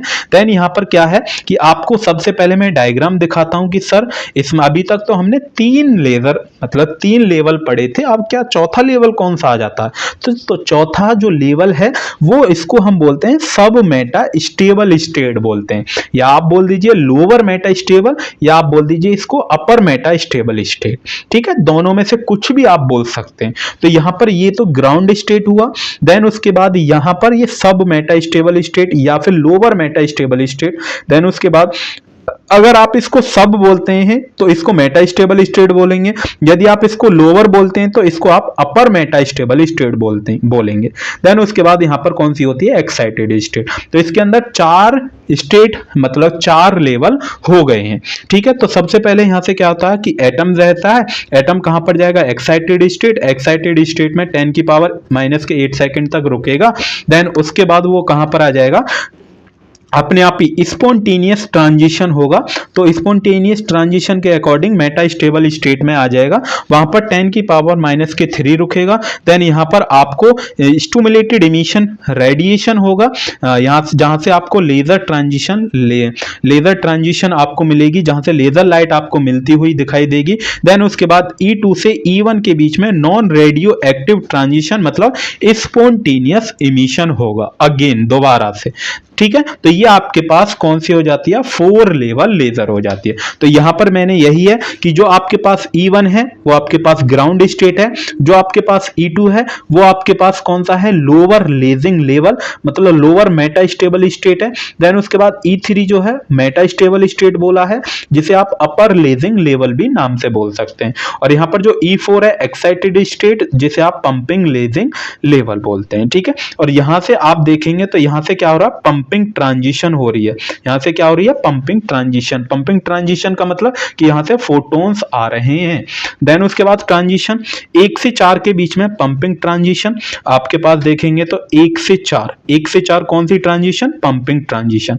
फिर 4 से ये आपके पास आ जाता है 4 से 3 स्पॉन्टेनियस ट्रांजिशन या फिर नॉन रेडियो एक्टिव ट्रांजिशन या फिर रेडिएशन लेस ट्रांजिशन भी बोलते हैं। देन उसके बाद E3 से E2 आ जाएंगे, E3 मतलब 3 से 2 पर आएंगे, स्पॉन्टेनियस इमिशन होगा। कौन सा होगा, स्पॉन्टेनियस इमिशन। इसमें 2 ही प्रोसेस, यहां पर अगर आप देखेंगे 2 प्रोसेस होती हैं, एक स्पॉन्टेनियस इमिशन होता है, एक स्टिमुलेटेड इमिशन। स्टिमुलेटेड इमिशन में आपको लेजर लाइट मिलती है। उसके बाद 2 से 1 के बीच में फास्ट ट्रांजिशन या मतलब नॉन रेडियो एक्टिव ट्रांजिशन मिलता है। तो यहां पर ये जो मैंने ट्रांजिशन आपको मिलेंगी वो मैंने यहाँ पर भी लिख रखी हैं और मैंने ट्रांजिशन के फॉर्मेट में यहाँ पर भी आपको लिख के दे दिए। अब इसके अंदर हम पढ़ते हैं क्या क्या होता है। बेसिकली मैंने आपको वर्किंग बता ही दी है, क्या है कि in this laser system pumping transition takes place from E1 से E2। तो पंपिंग ट्रांजिशन होता है कहां पर, E1 से E4 पर। देन उसके बाद E4 से E3, E4 से E3। अब ये आपके पास E4 है और ये आपके पास क्या है, E3। तो इसके बीच में कौन सा ट्रांजिशन होगा, लेजर ट्रांजिशन, ठीक है, स्पॉन्टेनियस ट्रांजिशन। कौन सा है, स्पॉन्टेनियस ट्रांजिशन या फिर नॉन रेडियो एक्टिव ट्रांजिशन। उसके बाद E3 से, ये आपके पास E3 और ये आपके पास E2। E3 से E2 के बीच में दो ट्रांजिशन होते हैं, कौन कौन से, एक तो लेजर ट्रांजिशन होता है जिसे आप क्या बोलते हैं, स्पॉन्टेनियस इमिशन, और देन उसके बाद spontaneous stimulated emission. Spontaneous emission और स्टिमुलेटेड इमिशन दो ट्रांजिशन होते हैं। देन उसके बाद E2 से E1 के बीच में, E2 से E1, E2 से और E1 के बीच में स्पॉन्टेनियस इमिशन ट्रांजिशन होता है, ठीक है। देन उसके बाद जहां पर आपको पॉपुलेशन इन्वर्जन मिलता है वो किस किस के बीच में मिलेगा, E3 और E2 के बीच में। तो E3 कौन सा है, E3 आपके पास ये है और E2 आपके पास ये है। इन दोनों के बीच में आपको पॉपुलेशन इन्वर्जन मिलेगा। जब पॉपुलेशन इन्वर्जन मिलेगा तो यहां से आपको लेजर लाइट मिलेगी, ठीक है। ओके, तो यही आपके पास था 4 लेवल ट्रांजिशन। तो इसका एग्जाम्पल क्या है, इसका एग्जाम्पल है helium neon laser. Very very important example है। अब हम पढ़ते हैं वेरी वेरी जिसका मुझे था इंतजार, और वो घड़ी आ चुकी है, ठीक है। जब घड़ी आ चुकी है तो इसके ऊपर एक शायरी और सुना दीजिए सर। सर शायरी क्या ही सुनाऊं सर, याद तो आ नहीं रही है मुझे, बट फिर भी यदि आप बोलेंगे तो एक सुना ही देंगे। क्या है कि अर्ज किया है, क्या तेरे को क्या मांगता, अपना एम नहीं भूलना है। तेरे को क्या मांगता सर, मेरे को अच्छे मार्क्स मांगता। किस में मांगता, फिजिक्स में मांगता, रॉकी भाई, ठीक है। तो अर्ज किया है, कैसी सुनाऊं।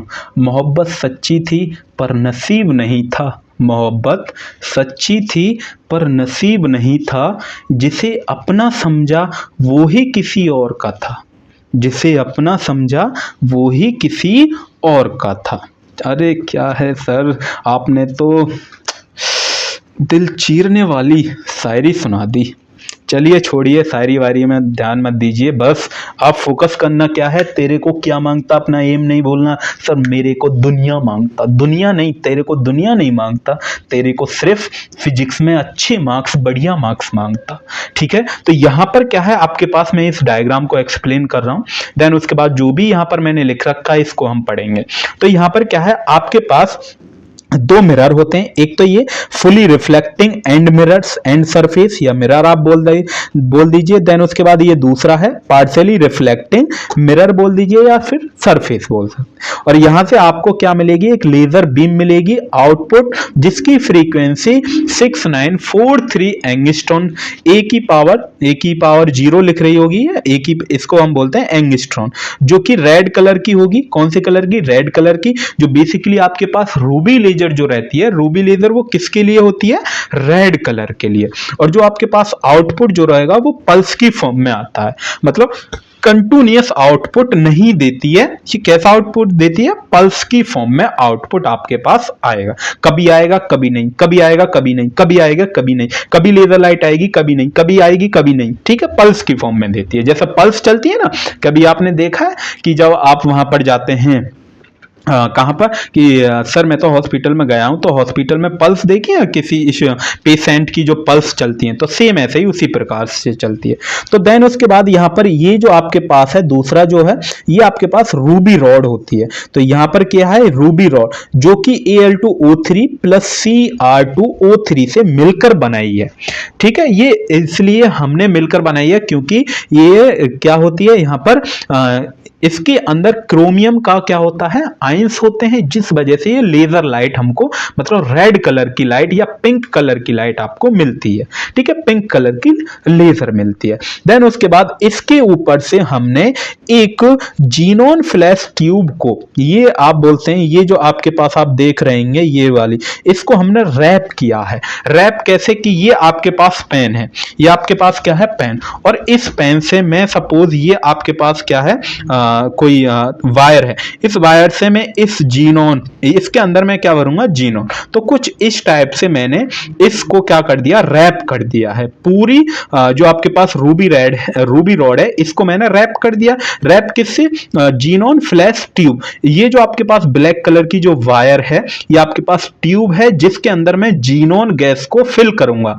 और जीनोन गैस को जैसे ही मैं फिल करूंगा तो जीनोन गैस के अंदर एटम होंगे, और एटम की वजह से वो क्या रहेगी, ये जो आपके पास रूबी रॉड है वो क्या हो जाएगी, गर्म हो जाएगी। और जैसे ही गर्म हो जाएगी तो उसके अंदर जो भी मेटल्स हैं वो क्या हो जाएंगे, इधर से उधर वाइब्रेट करेंगे, और इधर से उधर वाइब्रेट करेंगे तो इधर से तो आपको कोई लाइट, आपको कोई लेजर बीम मिलेगी नहीं। तो वो जो भी आपके पास क्रोमियम के एटम रहेंगे, क्योंकि अभी हम वर्किंग पढ़ेंगे, जो भी क्रोमियम के एटम रहेंगे वो इससे टकराएंगे। टकराने के बाद फिर वो पार्शियली रिफ्लेक्टिंग मिरर से आपको लेजर बीम देते हैं, जो कि रेड कलर की होती है। बेसिकली ये प्रोसेस होता है, बट हम वन बाय वन पढ़ते हैं। तो यहां पर मैंने लिख रखा है रूबी लेजर के बारे में। किसके बारे में, रूबी लेजर।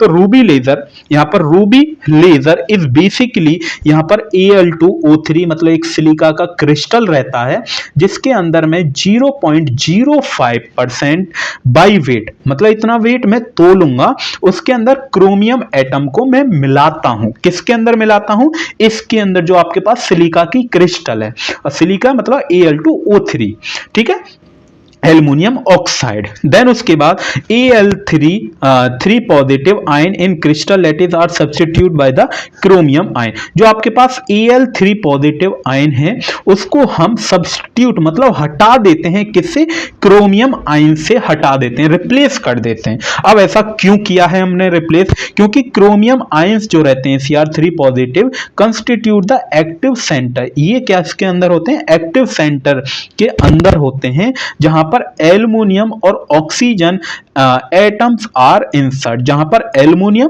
और ऑक्सीजन के एटम्स क्या होते हैं, इंसर्टेड होते हैं, उसके अंदर ही होते हैं। जैसा अभी आपने देखा भाई, ये आपके पास रूबी रॉड थी, तो रूबी रॉड क्या है, Al2O3 मतलब एल्युमिनियम और ऑक्सीजन से मिली हुई है, तो ये क्या करती है, रिप्लेस कर देती है क्रोमियम आयंस। ठीक है, Al3 जो आपके पास एटम्स थे उनको रिप्लेस करता है कौन, क्रोमियम आयन। ठीक है ना।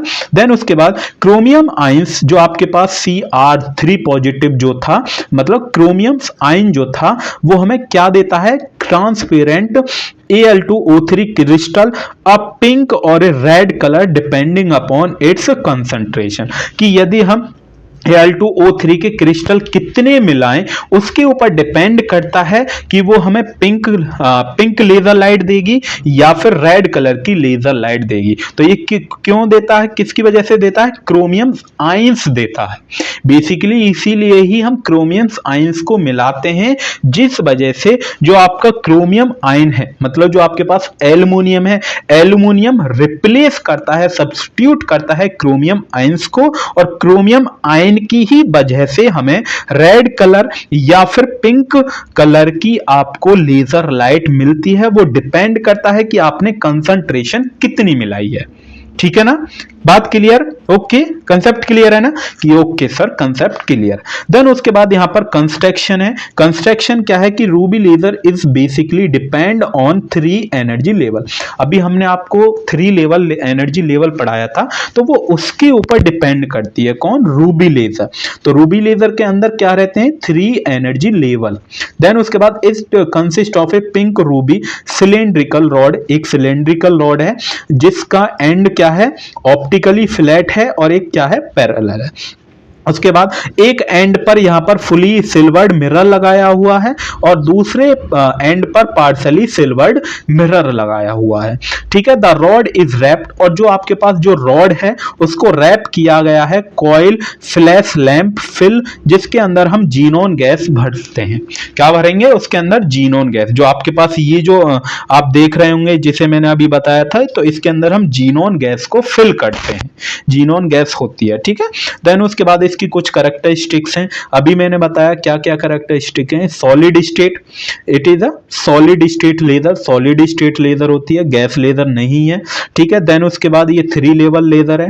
देन उसके बाद पॉपुलेशन इन्वर्जन जो आपको मिलेगा वो ऑप्टिकल पंपिंग, जब हमने आपको बताया था कि ये कुछ पंपिंग है तो वहां पर ऑप्टिकल पंपिंग आया था, जिसके अंदर आपको हमने बोला था कि आपको रूबी लेजर में पढ़ना है। तो रूबी लेजर, और इसका जो आउटपुट है वो पल्स की फॉर्म में देता है, कंटिन्यूअस की फॉर्म में नहीं है। और यहां पर इसको एक्सटर्नल कूलिंग की रिक्वायर्ड पड़ती है। जैसे ये गर्म होती है, इसको गर्म करने के लिए, मतलब जैसे ही गर्म होगी तो इसको ठंडा करने के लिए हमें कूलिंग की जरूरत पड़ती है। तो ये इसका क्या है, एक ड्रॉबैक भी आप बोल सकते हैं, डिसएडवांटेज भी बोल सकते हैं कि जैसे ये गर्म हो जाती है तो गर्म होने के बाद इसको ठंडा करने की जरूरत पड़ती है, ठीक है। देन उसके बाद हम चलते हैं नेक्स्ट टॉपिक की तरफ, जो कि इसकी वर्किंग है। तो वर्किंग यहाँ पर लिखी हुई है, क्या है वर्किंग अभी हम पढ़ते हैं। सबसे पहले यहाँ पर इसकी ये अगर आपने समझ लिया तो उसके बाद वर्किंग में लिखने में कोई भी प्रॉब्लम नहीं होगी, गारंटी है, ठीक है। तो सबसे पहले हम इसका एनर्जी लेवल डायग्राम है रूबी लेजर का, तो ये आपको डायग्राम बना के आना है अपने एग्जाम में। तो बेसिकली क्या होता है कि आपके पास ग्राउंड स्टेट होता है और मेटा स्टेबल स्टेट होता है, और एक कौन सा होता है, एक्साइटेड स्टेट, जिसका मीन टाइम वैल्यू 10 की पावर 8 सेकेंड है और इसका 10 की पावर -3 सेकेंड है। बेसिकली जो आपने 3 लेजर में पढ़ा था, 3 लेवल मैकेनिज्म में, या जो आपके पास पंपिंग्स थी उसमें जो भी आपने पढ़ा था वही होता है कि यहाँ पर ऑप्टिकल पंपिंग से कोई फोटॉन्स आता है, फ्रीक्वेंसी आती है, या फोटॉन्स आता है जिसकी फ्रीक्वेंसी इतनी रहती है, 5500 एंगस्ट्रॉन रहती है। वो यहाँ पर किसी एक एटम से टकराता है और टकराने के बाद वो एक्साइटेड स्टेट में चला जाता है।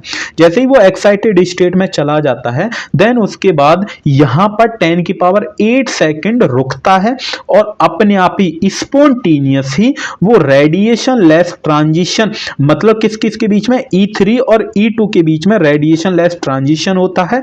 और उसके बाद जो एटम्स यहां पर है, जो एक्साइटेड स्टेट में था, वो कहां पर आ जाता है, मेटा स्टेबल स्टेट में आ जाता है।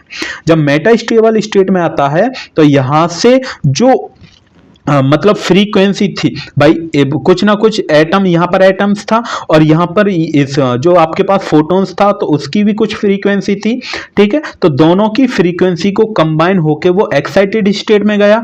एक्साइटेड स्टेट के बाद वो मेटा स्टेबल स्टेट में आया। मेटा स्टेबल स्टेट के बाद वो कहाँ पर आएगा, ग्राउंड स्टेट में। ग्राउंड स्टेट में वो कितने, ग्राउंड स्टेट से ही पहले वो 6943 एंगस्ट्रॉन की एनर्जी को रिलीज करता है। एनर्जी को क्या करता है, रिलीज करता है, ठीक है। तो यहां से इस एनर्जी को रिलीज करेगा, क्योंकि भाई एटम की एनर्जी और जो फोटॉन्स की एनर्जी, इन दोनों को कंबाइन करके इतनी एनर्जी बनी हुई है। देन उसके बाद यहां से 2 फोटॉन्स और रिलीज होंगे, क्योंकि एक फोटॉन्स आया तो 2 फोटॉन को रिलीज करेगा, 2 आए तो 4 को करेगा, 4 आए तो 8 को करेगा, ठीक है। ये आप पहले ही पढ़ चुके हैं। और यहां से इतने फोटॉन्स की, इतनी वेवलेंथ की आपको, इतनी वेवलेंथ के फोटॉन्स या इतनी वेवलेंथ की एनर्जी आपको मिलेगी, तो वहां से आपको क्या मिलेगी, एक लेजर ट्रांजिशन, मतलब लेजर लाइट आपको यहां से मिलती है। क्लियर है ना, इतना क्लियर कंसेप्ट, ओके, समझ में आया ना कि हाँ सर इतना तो समझ में आ गया है। अब यहाँ पर जो लिखा है वही हम पढ़ते हैं। इस पूरी ही प्रोसेस को, इस पूरे ही मैकेनिज्म को हम पूरी ही वर्किंग बोलते हैं। तो यहाँ पर आपको पॉपुलेशन इन्वर्जन मिलता है। जब पॉपुलेशन इन्वर्जन आपको मिलेगा तो यहाँ पर आपको लेजर लाइट मिलती है। लेजर लाइट किस किस के बीच में मिलेगी, E2 और E1 के बीच में आपको मिलेगी, मतलब मेटा स्टेबल स्टेट और ग्राउंड स्टेट के बीच में आपको मिलती है। क्लियर है ना, इतना कंसेप्ट, ओके। देन उसके बाद नेक्स्ट हम यहां पर क्या क्या लिखा है वर्किंग के अंदर वही हम पढ़ते हैं। तो यहां पर पहला पॉइंट है कि when A flash of light, जब हम कोई फ्लैश लाइट क्या करवाते हैं, फॉल करवाते हैं रूबी रॉड पर, देन यहां पर आपके पास इतने एंगस्ट्रॉन के रेडिएशन, मतलब कोई फोटॉन्स जाएगा उस फोटोन को क्रोमियम आयंस जो रहता है वो एब्जॉर्ब करता है। तो यहां पर जो आपके पास ग्राउंड स्टेट था, यहां पर ग्राउंड स्टेट में जो एटम्स था, जो एटम क्या था आपके पास, chromium ion Cr3 positive. Cr3 positive जो यहां पर ये जो एटम्स था इतनी फ्रीक्वेंसी या इतनी वेवलेंथ का था, वो इस क्रोमियम आयंस के साथ क्या होता है, कंबाइन होता है, कोलाइड होता है, देन उसके बाद वो कहां पर चला जाता है, एक्साइटेड स्टेट में। तो which are pumped to the excited state E3, तो वो कहां पर चला गया, E3 स्टेट में चला गया। क्लियर है ना पहला पॉइंट। देन उसके बाद सेकंड पॉइंट है द ट्रांजिशन फ्रॉम E1 से E3। तो E1 से E3 के बीच में कौन सा ट्रांजिशन हुआ, ऑप्टिकल पंपिंग ट्रांजिशन हुआ। तो यही नेक्स्ट पॉइंट लिख रखा है कि transition from E1 to E3 is optical pumping transition. Then उसके बाद तीसरा, एट द एक्साइटेड स्टेट, जैसे ही एक्साइटेड स्टेट में वो एटम क्रोमियम आयंस पहुंच गया तो वहां पर वो लूज करता है अपनी एनर्जी।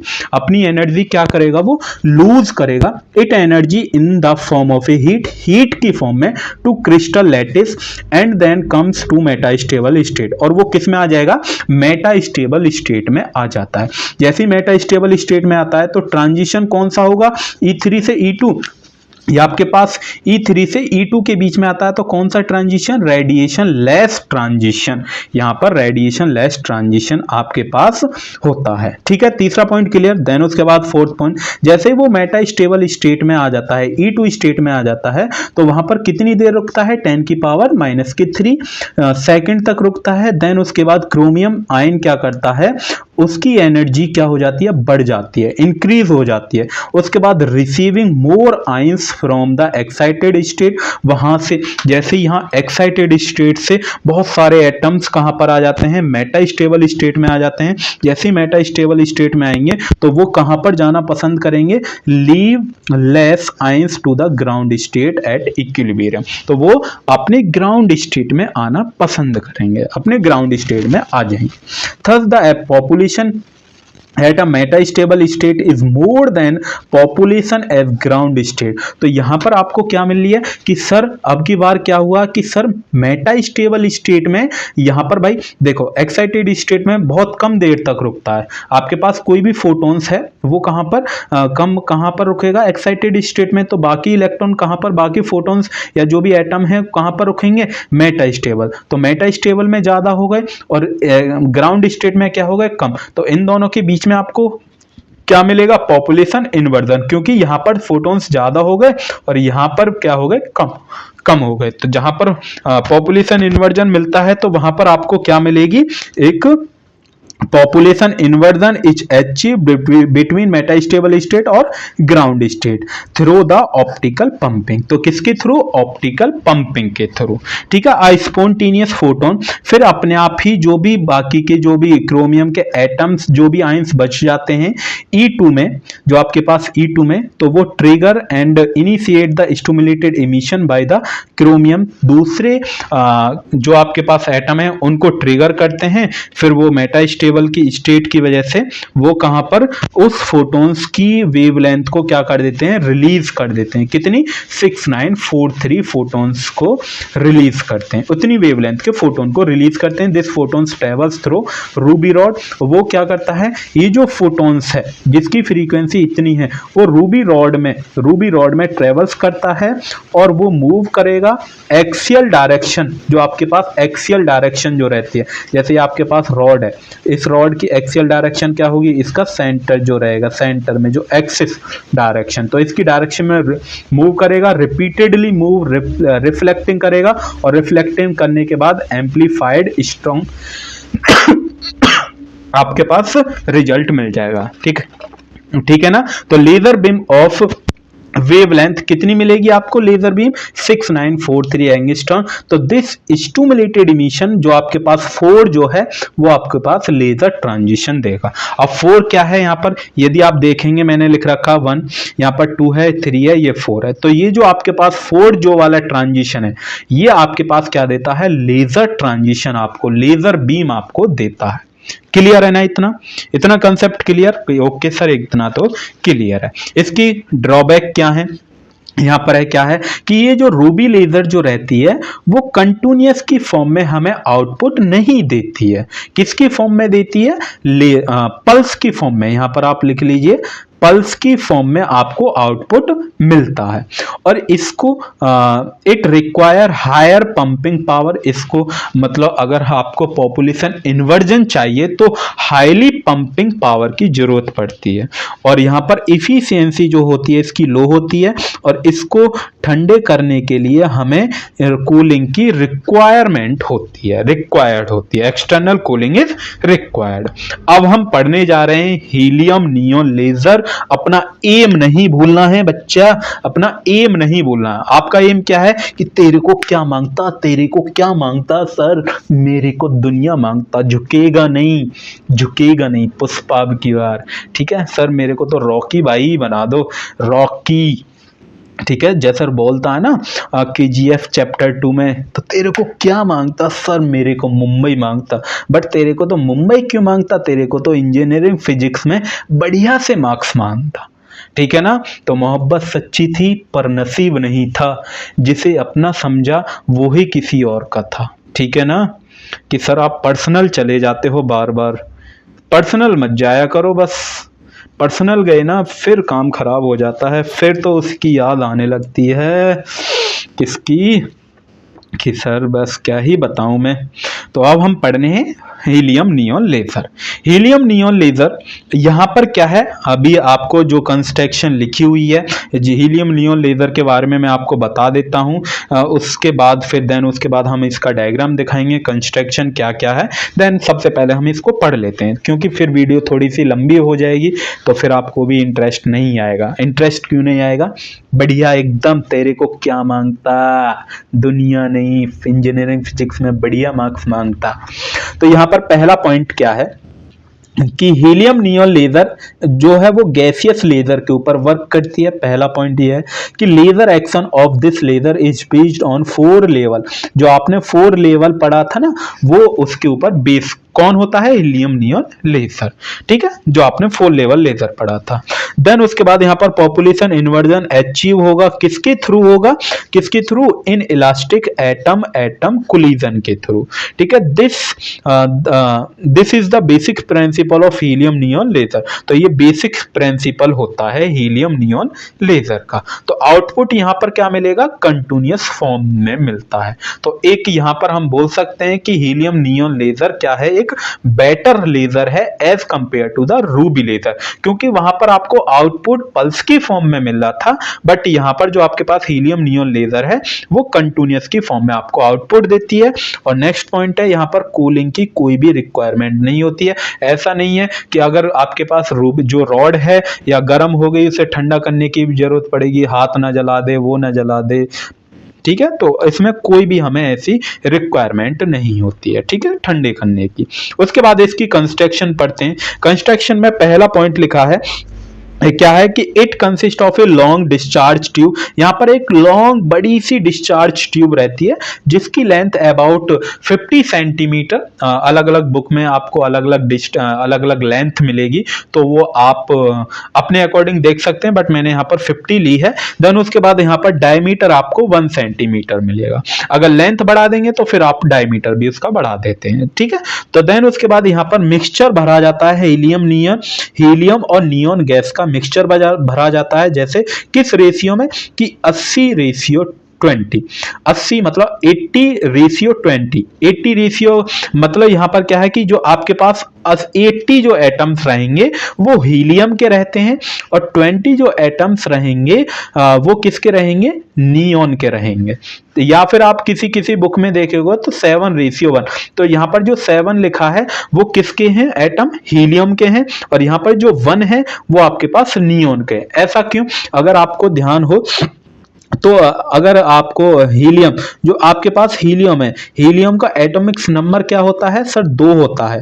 तो अप्रोक्स 2 है, मतलब 2 ही है। देन उसके बाद नियोन का कितना होता है, नियोन का क्या होता है 9 होता है, नियोन का क्या होता है 9। तो इसको हम अप्रोक्स इक्वल मान लेते हैं, क्या मानते हैं, इक्वल मानते हैं कि 9 और 7 है ये थोड़े से अप्रोक्स इक्वल चल जाते हैं, ठीक है। तो इस वजह से इस अमाउंट में आपको गैस का मिक्सचर भरना होता है उस हीलियम नियोन लेजर की ट्यूब के अंदर, डिस्चार्ज ट्यूब के अंदर, ठीक है। देन उसके बाद नेक्स्ट पॉइंट है helium is the pumping medium. यहां पर जो आपके पास हीलियम जो है वो पंपिंग मीडियम है और नियोन जो है वो आपके पास लेजिंग मीडियम है।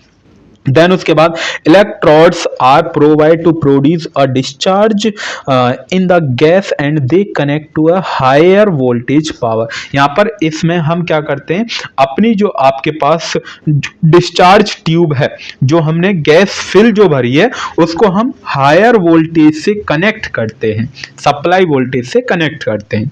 On the axis of the tube the two, इसमें 2 रिफ्लेक्टिंग मिरर होते हैं। पहला कौन सा है, फुली रिफ्लेक्टिंग सिल्वर्ड मिरर है। देन उसके बाद M2 पार्शियली सिल्वर्ड मिरर है जो कि फिक्स रहता है, ठीक है। यहां पर क्या है, फिक्स है।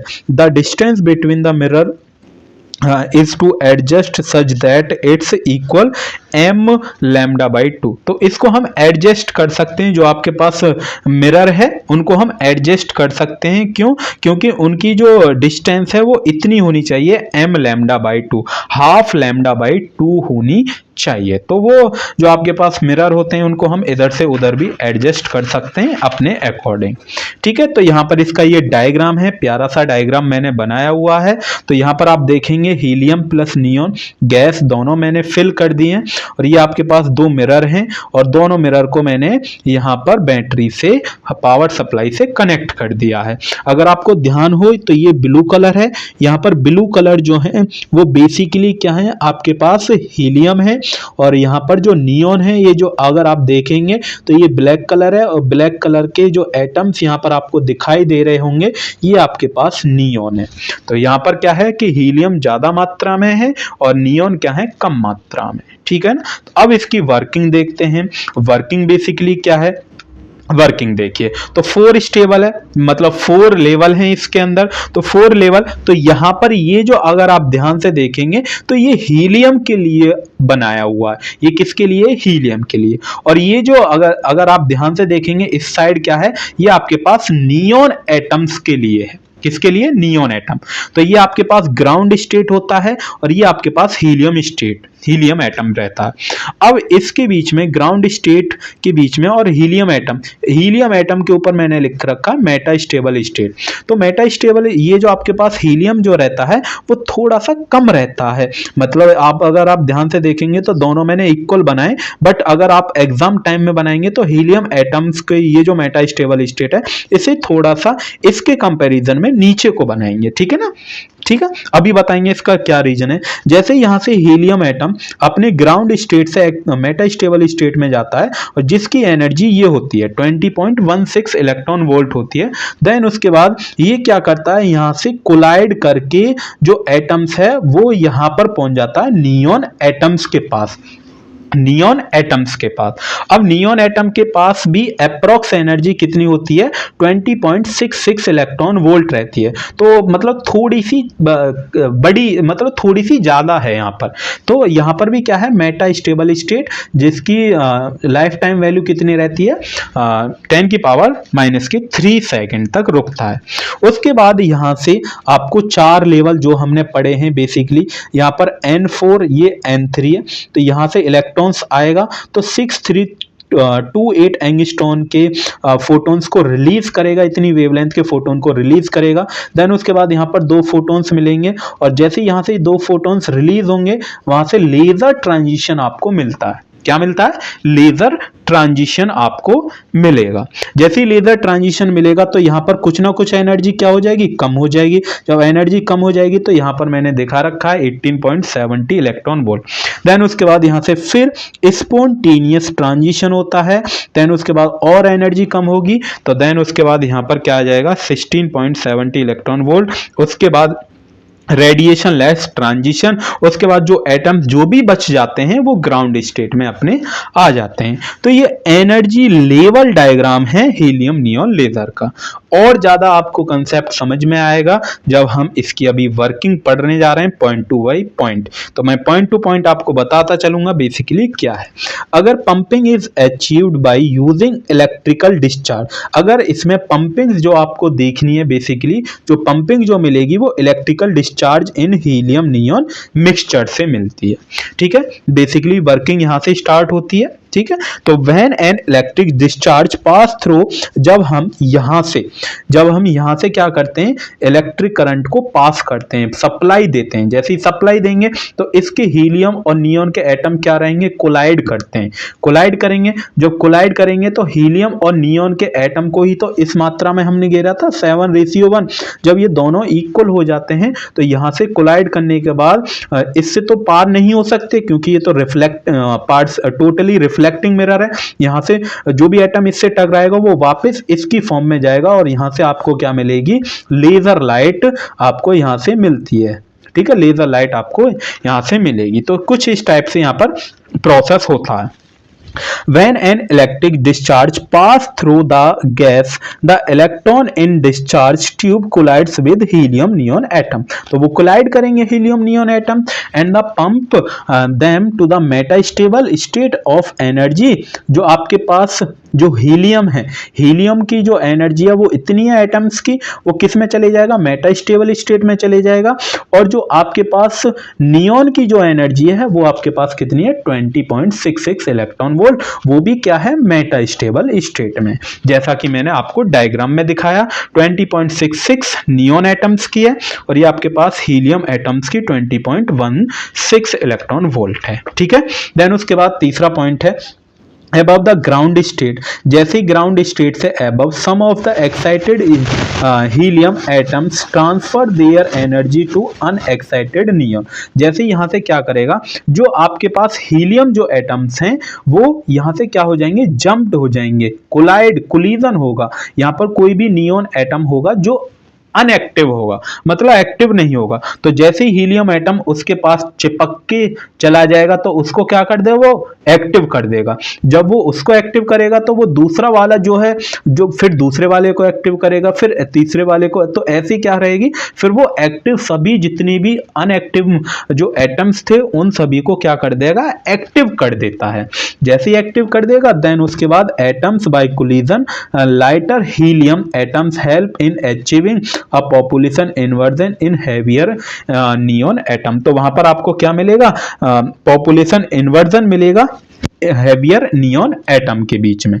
ठीक है, when an excited neon atoms drop down spontaneously, तब क्या होगा कि जो आपके पास नियॉन जो एटम्स हैं वो ड्रॉप डाउन स्पॉन्टेनियसली अपने आप ही मेटास्टेबल स्टेट से नीचे आना स्टार्ट हो जाएंगे लोअर एनर्जी स्टेट में, जिसकी एनर्जी ये है।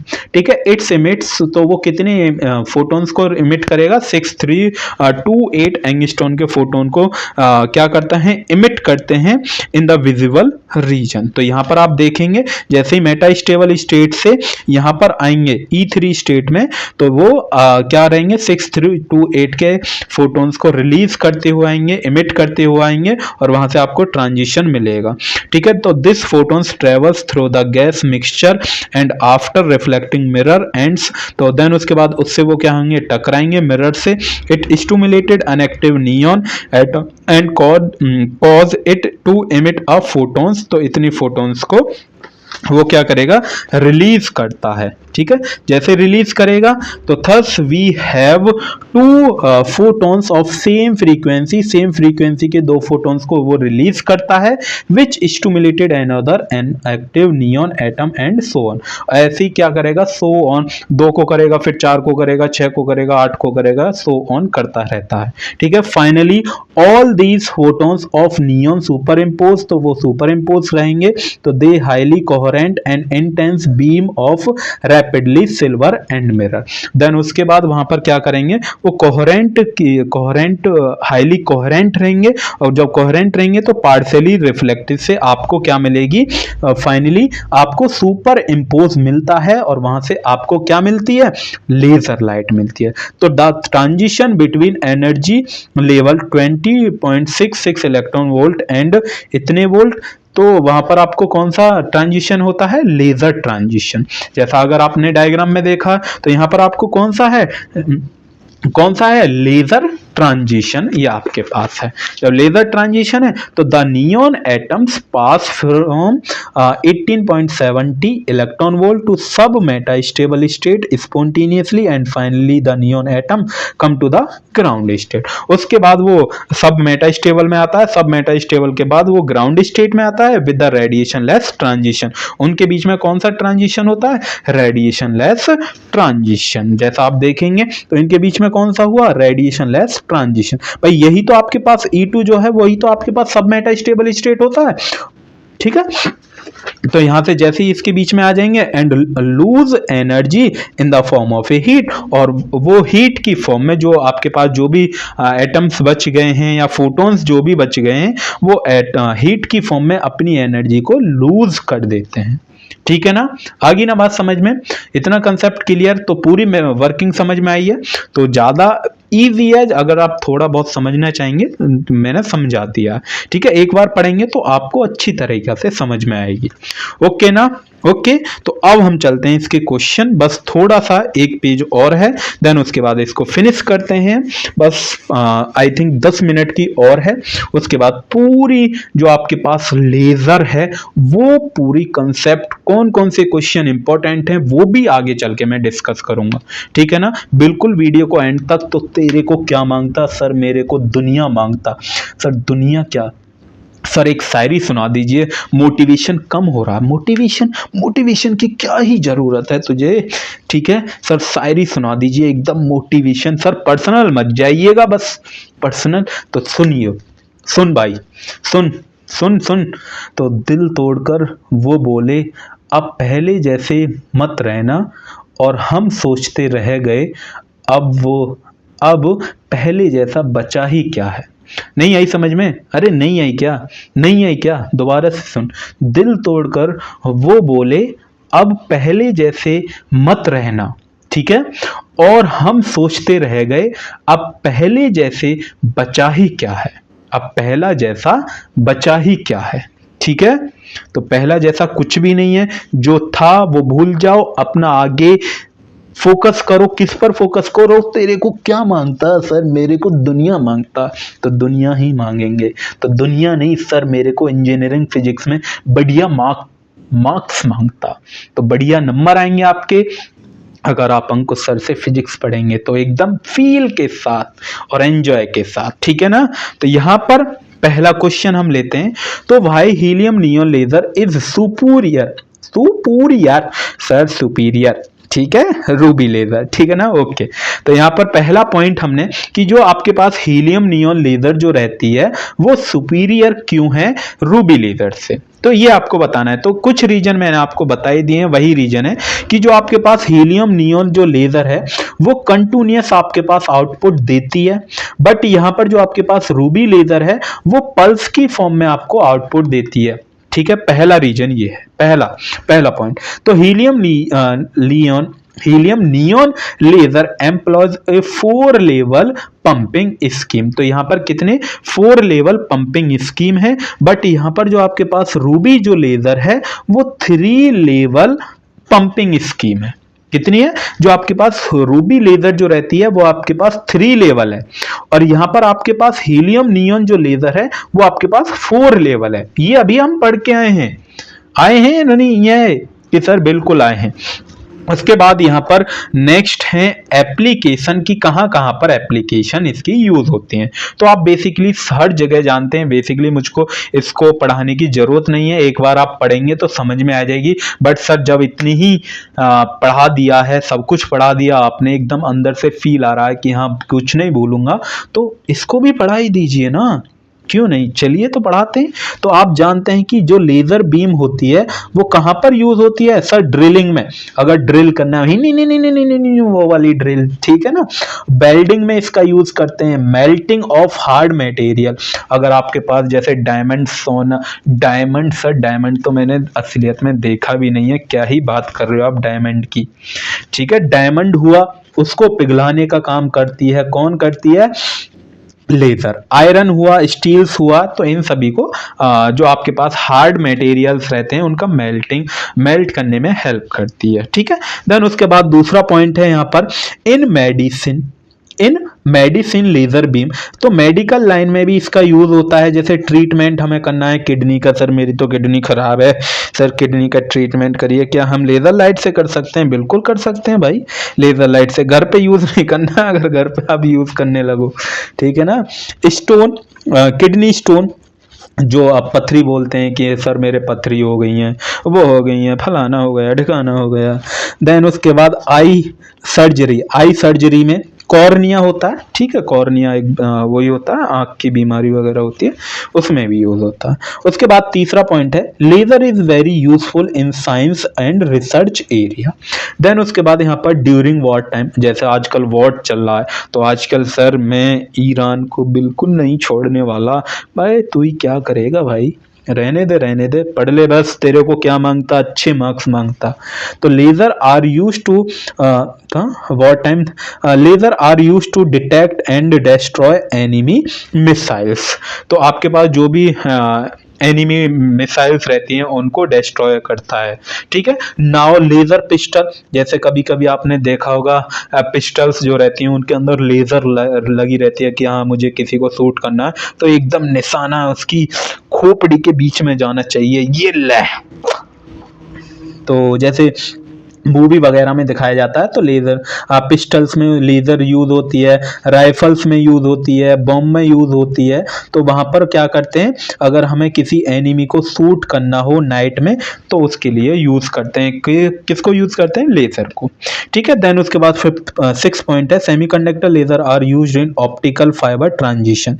ठीक है, ऑप्टिकल फाइबर ट्रांजिशन में भी इसका यूज होता है। तो laser is used in holography, fibre optics and non linear optics में भी इसका यूज करते हैं। उसके बाद आठवां, तो laser beam are use to read bar code को रीड करते हैं इन सुपरमार्केट के अंदर। देन उसके बाद semiconductor laser is used for recording and erasing of data compact disc. ठीक है, अगर हमें डेटा वगैरह क्या करना हो हमें डेटा वगैरह, अगर सर हमें डेटा वगैरह इरेज करना हो या कोई रिकॉर्ड करना हो, ठीक है, कहाँ पर, कॉम्पैक्ट डिस्क में, तो उसमें भी हम सेमीकंडक्टर लेजर का यूज करते हैं। तो इसकी कुछ प्रॉपर्टी है, प्रॉपर्टी मैंने बेसिकली पहले ही पढ़ा दी है। प्रॉपर्टी कौन कौन सी है, हाईली मोनोक्रोमेटिक है बीम, ठीक है, एक ही कलर की लाइट रहती है, रेड है तो रेड, ब्लू है तो ब्लू, अगर येलो है तो येलो, ठीक है, monochromatic. They are highly coherence, एक ही मीडियम में चलती हैं। उसके बाद ऑल द पावर और energy is concentrated with a small area, highly intense. तो आप जानते हैं अगर कोई लेजर है तो एक ही पॉइंट पर फोकस करती है, स्मॉल पॉइंट पर, स्मॉल एरिया पर। यूनिडायरेक्शनल होती है, मतलब कि एक पार्टिकुलर डायरेक्शन में ही लाइट क्या होती है, इमिट होती है, एक पार्टिकुलर। देन उसके बाद लेजर बीम आर हाईली कोल्यूमिनेटेड, मतलब क्या है इसका, they can travel 1000 kilometre without spreading, बिना स्प्रेडिंग के 1000 किलोमीटर ट्रेवल्स कर सकती है। कौन कर सकती है, लेजर बीम। देन उसके बाद यहाँ पर एक नैरो बीम्स में ट्रेवल्स कर सकती है। उसके बाद यहाँ पर एक न्यूमेरिकल्स है, इस न्यूमेरिकल्स को देखते हैं कि यहाँ पर explain the construction and working of ruby laser.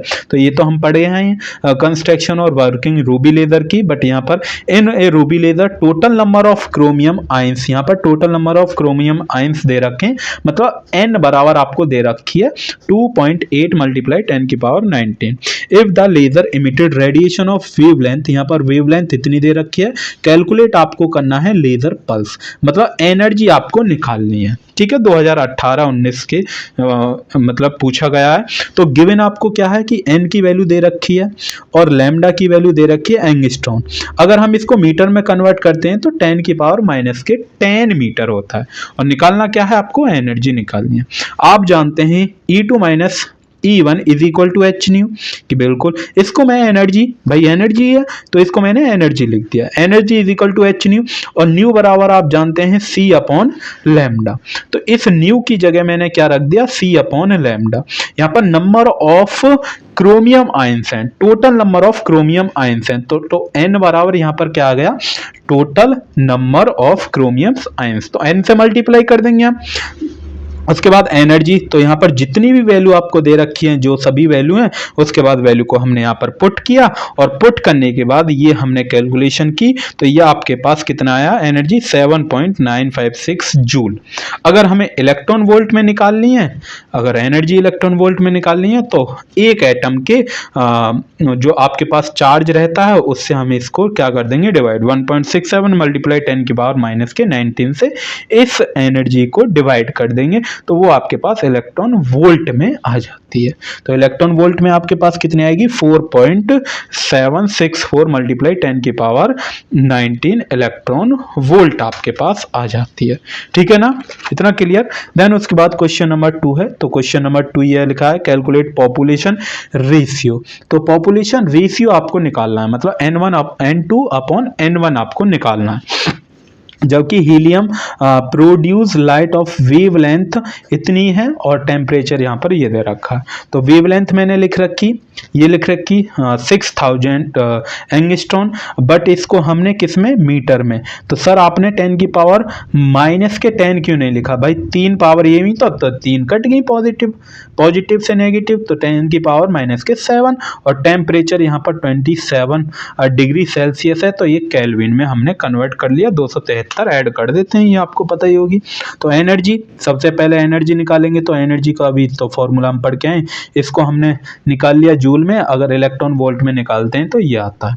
उसके बाद population inversion, N2 upon N1 is equal to E की power E2 minus E1, E2 power E2 minus E1। अब E2 माइनस E1 को ही हम क्या बोलते हैं, एच न्यू, क्या बोलते हैं, एच न्यू। भाई एच न्यू है, E2 माइनस E1 ही तो निकाला है, कितना निकाला, 2.07, तो E2 माइनस E1 की वैल्यू हमने रख दी 2.07। उसके बाद के की भी वैल्यू दे रखी है, टेम्परेचर ये रहा, और उसके बाद बोल्ट्जमैन कांस्टेंट है, ये आपके पास ये रहा 8.6 की पावर माइनस के 5, और टेम्परेचर की वैल्यू ये रही। जैसे आप इसको सॉल्व करेंगे तो E की पावर माइनस के 80 आपके पास आएगा। क्लियर है ना, ओके, इतना क्लियर कि हाँ सर इतना क्लियर है।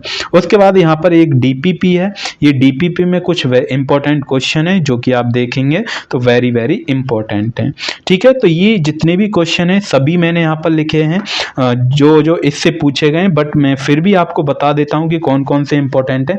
एक तो पहला क्वेश्चन वेरी वेरी इंपॉर्टेंट है, उसके बाद डिफरेंस भी आ जाता है स्पॉन्टेनियस इमिशन और स्टिमुलेटेड इमिशन में, पॉपुलेशन इन्वर्जन की डेफिनेशन आ जाती है, उसके बाद Einstein coefficient A and B आ जाता है, उसके बाद 3 लेवल और 4 लेवल लेज़र आ जाता है, उसके बाद कंस्ट्रक्शन, और ये दोनों वेरी वेरी इंपॉर्टेंट हैं, ये तो वेरी वेरी इंपॉर्टेंट हैं, दोनों ही क्वेश्चन वेरी वेरी इंपॉर्टेंट है। रूबी लेज़र, मतलब आपके पास रूबी लेज़र, और ये आपके पास हीलियम नियॉन लेज़र, दोनों ही लेज़र वेरी वेरी इंपॉर्टेंट है, हर साल आपके एग्जाम में पूछी जाती है।